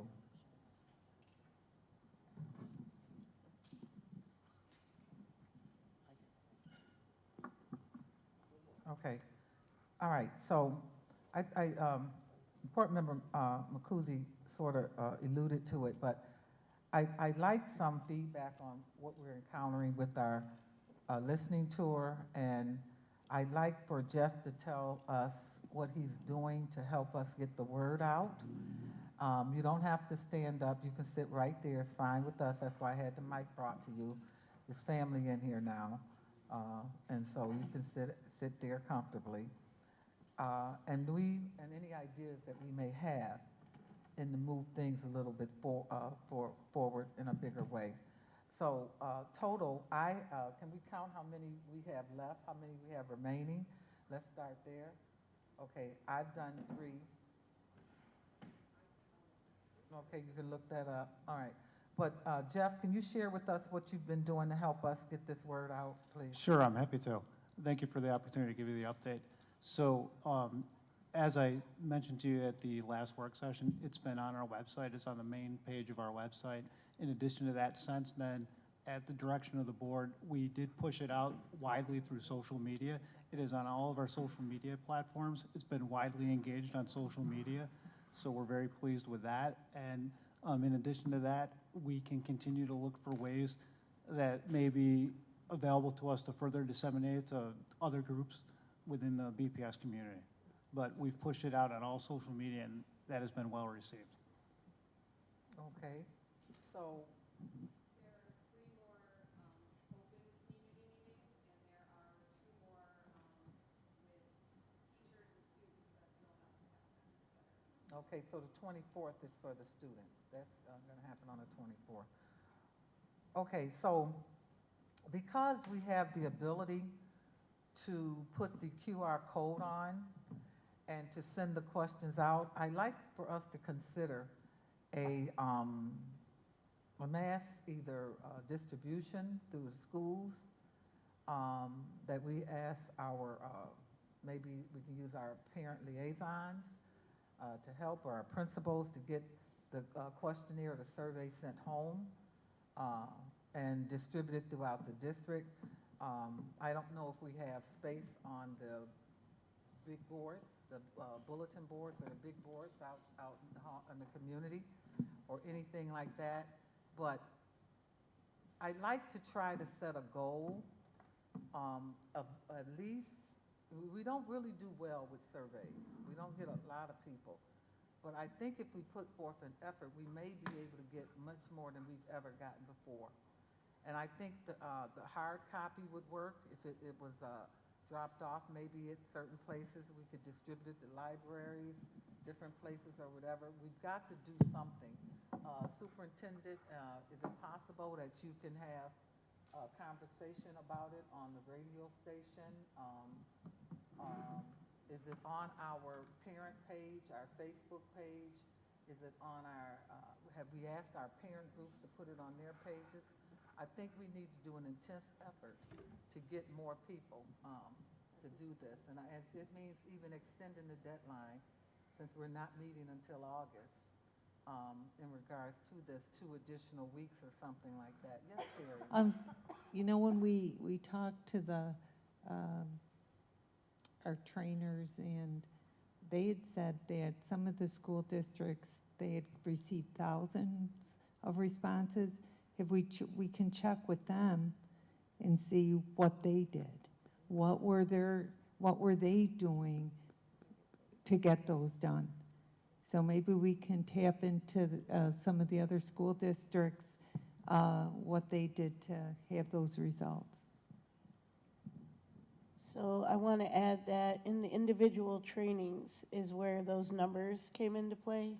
And a lot of those districts, they went through the training twice. Their first time around, there wasn't that successful of numbers. They were diligent enough to take the training again with the newer set of board members and they learn from what wasn't working before, which is the position we're in right now. So it was stated, it is true, Lenora.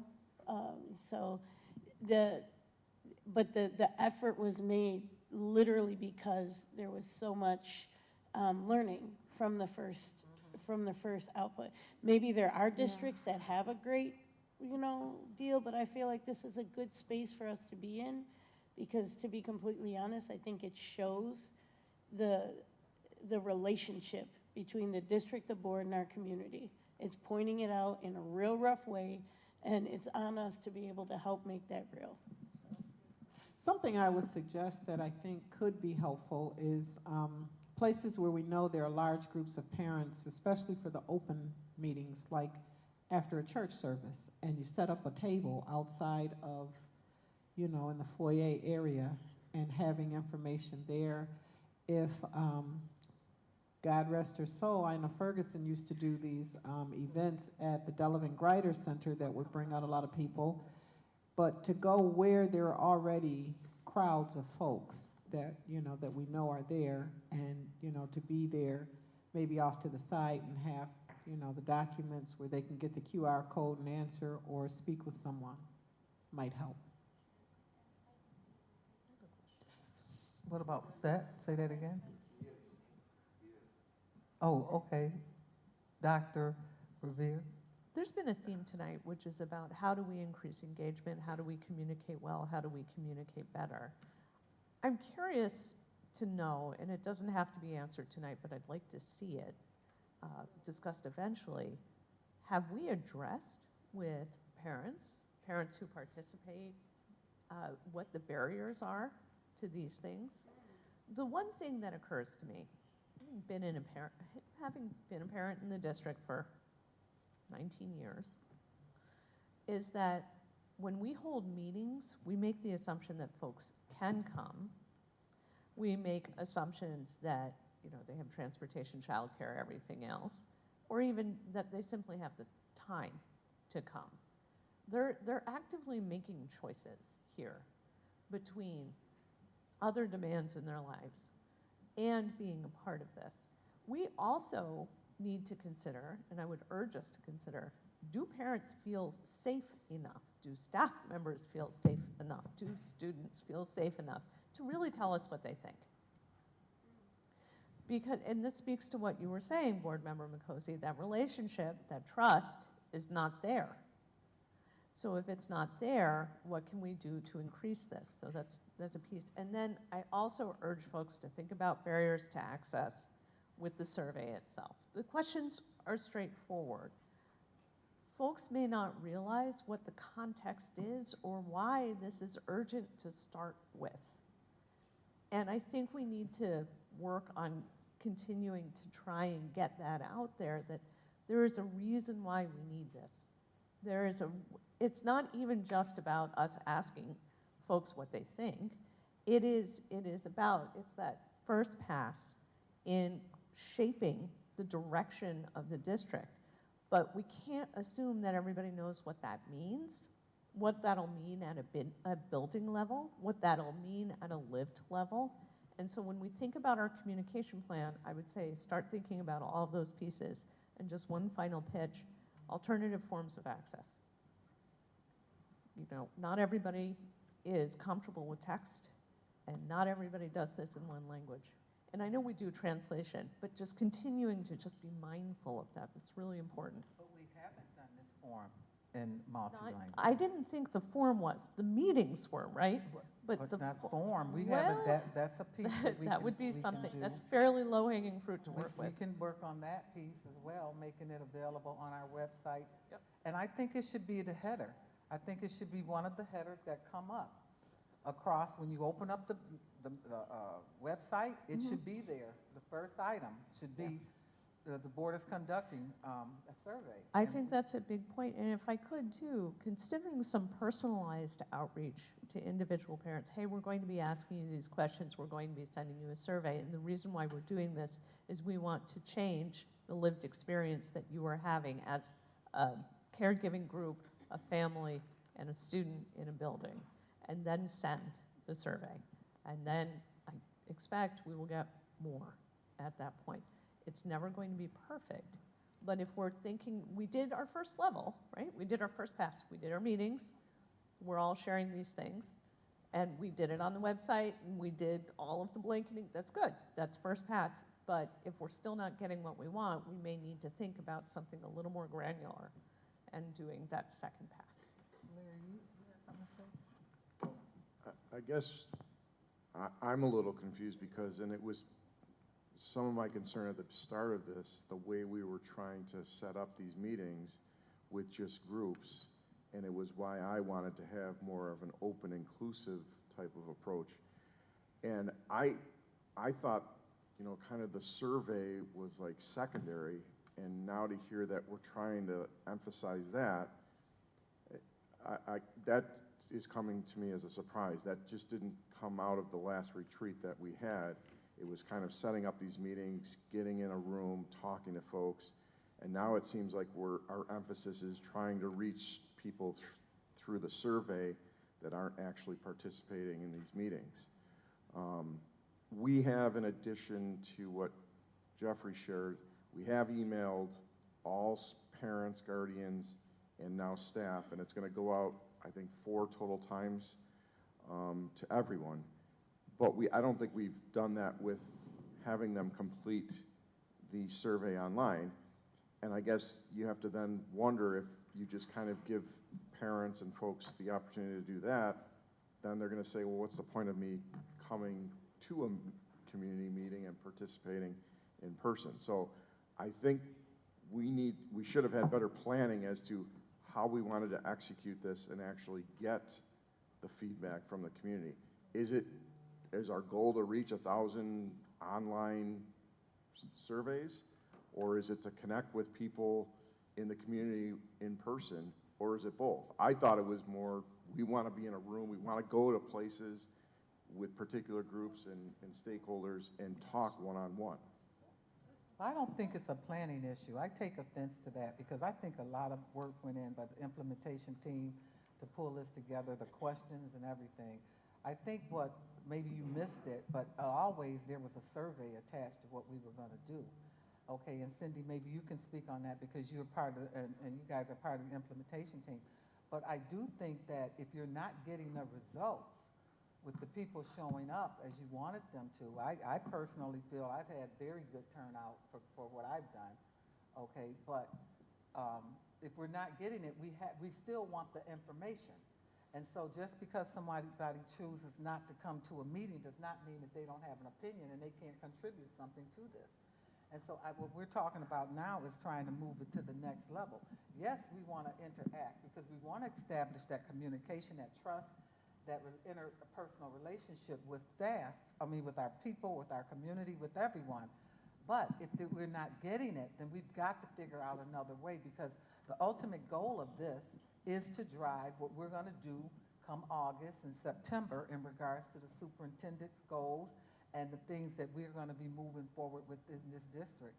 And so I think, that I think a lot of work has gone into planning this. I think it's very well planned out. When I look at it, the script, if you do it, what I'm being told is that some board members just decided to do all sorts of other stuff. I tried to stay true to the script and make sure that I didn't have people there talking back to people. We kept our mouths closed. We listened, and if someone said something I didn't necessarily want to agree with, I didn't have someone saying, you shouldn't be thinking like that. That's just, that's how you turn people off. If we're on a listening tour, you're supposed to listen.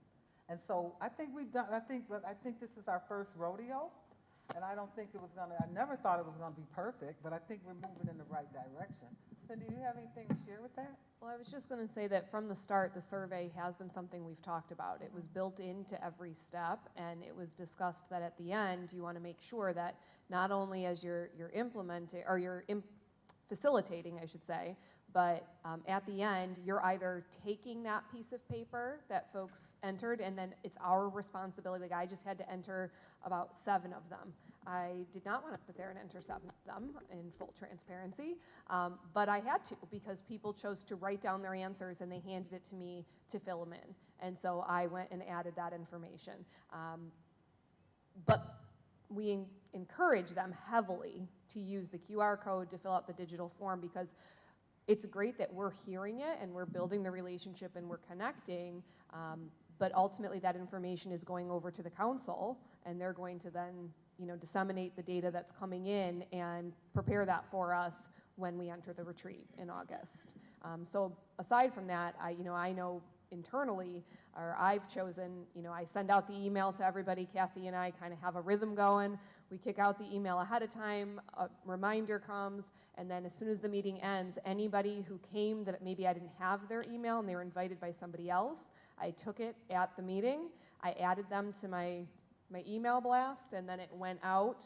Follow up, thank you for coming. If you didn't fill out the link already, here it is. Please fill it out. Here's the video. It explains why if you want to share it with other people so that we can continue to get as much information as possible from the community. And it's similar to kind of the challenge for Dr. Brown, right? We have to be creative as well, right? We're running into the same issues. And so it became pretty apparent, to us that we needed to be creative too in how we're engaging in what we're doing. So that challenge speaks to us too. And I do just want to add, Jeff, I have not been able to find the video. It's not like clearly accessible on the website. I know if you dig around or move around, you might be able to find it, but I don't know if people are going to do that. And I just wanted to put that out there. Okay, so just to be clear, it's on the home page of the website. It's the first item under district news. It's the very first item on the home page of the website.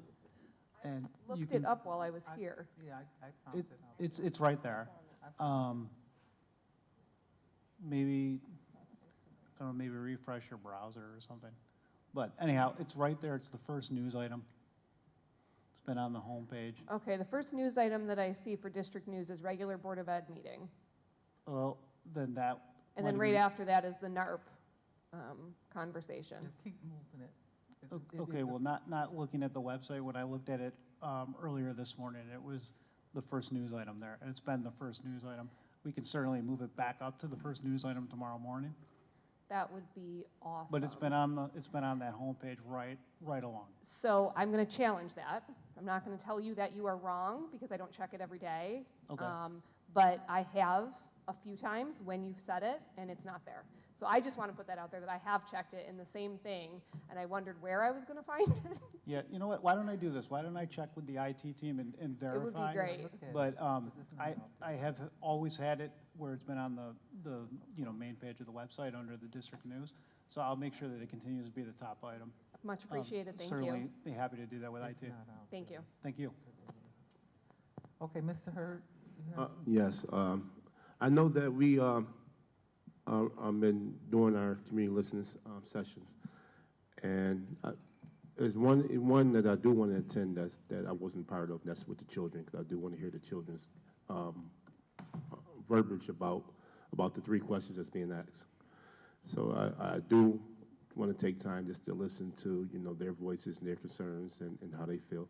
But I just don't think that the way the script is written would be a good idea. We got the smartest children, I think, in the country right here in Buffalo, and most attentive, and they'll listen. But I think that it should be formatted just a little different, this is my opinion, as it relates to the children, so the children get a better understanding of what we're asking and what we're looking for.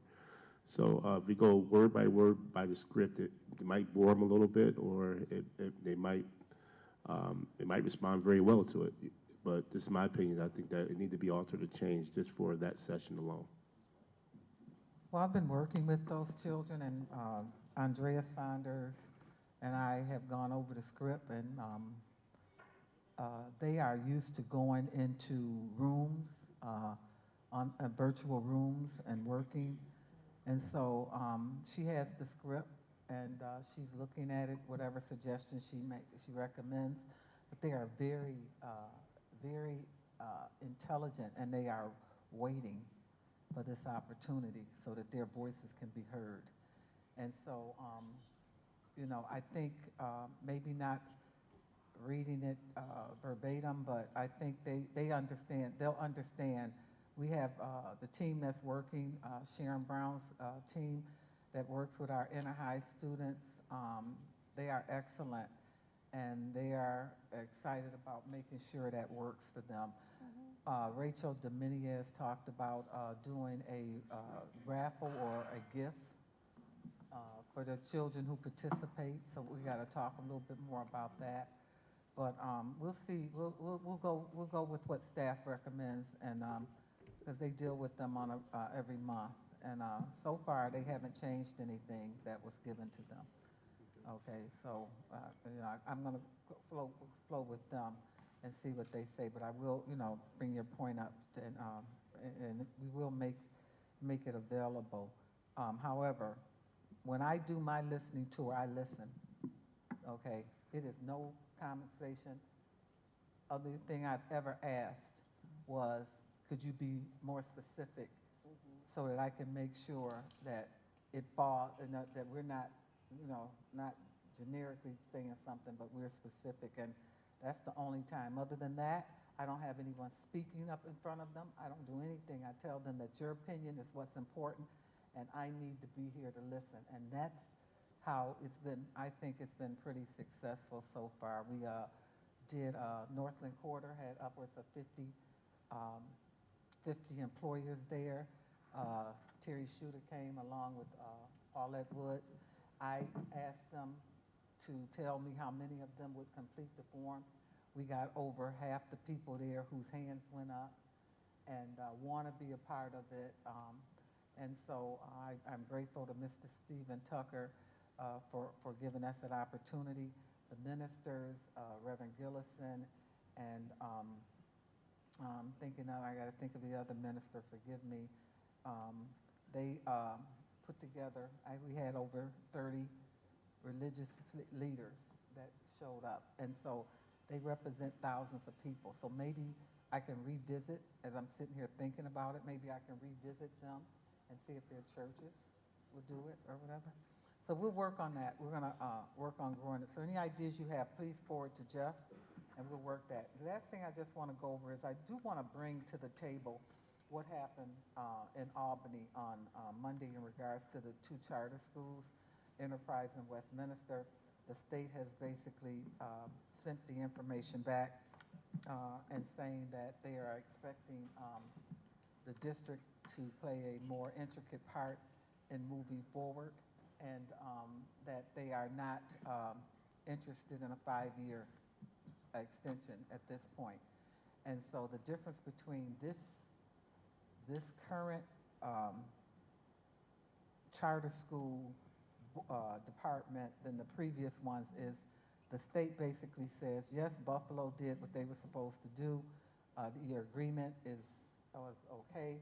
However, as a state, we have opinions, and we don't feel that things are going the way we want them, and we want it fixed. And so we are going to work with our charter schools. I was there today at Enterprise, had a very good meeting. They were so open, and they gave such positive accolades to our staff. They said every time someone comes in from Buffalo Public Schools that it's warm, it's welcoming, and they feel that we're all part of this. And I assured them that it is our intent to make sure that the schools stay open, that we have no desires to close the school. However, we have to get the schools where they need to be in order for the state to stop pointing the finger at Buffalo and Buffalo Board of Ed and et cetera. So know that we will continue to work with them. And, you know, I wanted to put that out there because sometimes things get a little twisted in the news. And we are committed to making sure those 2 schools are successful, as we are with all students. Okay? If all minds are clear, can we do our bereavement and we can get the people home before midnight? Okay. Can we stand for bereavement?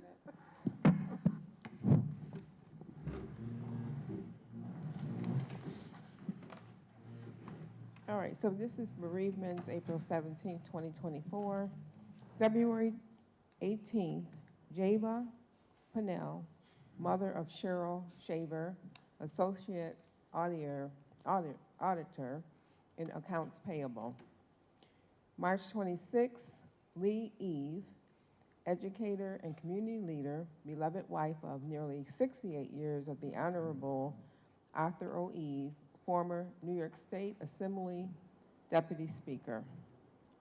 March 31st, 2024, Richard, AKA Dick Polly, retired beloved math teacher and brother-in-law of former board member Jack Cole. April 8th, Maxwell, AKA Max Murray, son of Karen Murray, Associate Superintendent of School Leadership, cousin of Lisa Keene, Administrative Secretary to the Board of Education, Christian Rakakio, Literacy Coach at Lorraine Academy School number 72, Anthony Ricau, Assistant Principal at Performing Arts School number 192, and lastly, April 12th, Wanda Nelson, retired typist of 30 years with the Buffalo Public Schools. May we have a moment of silence.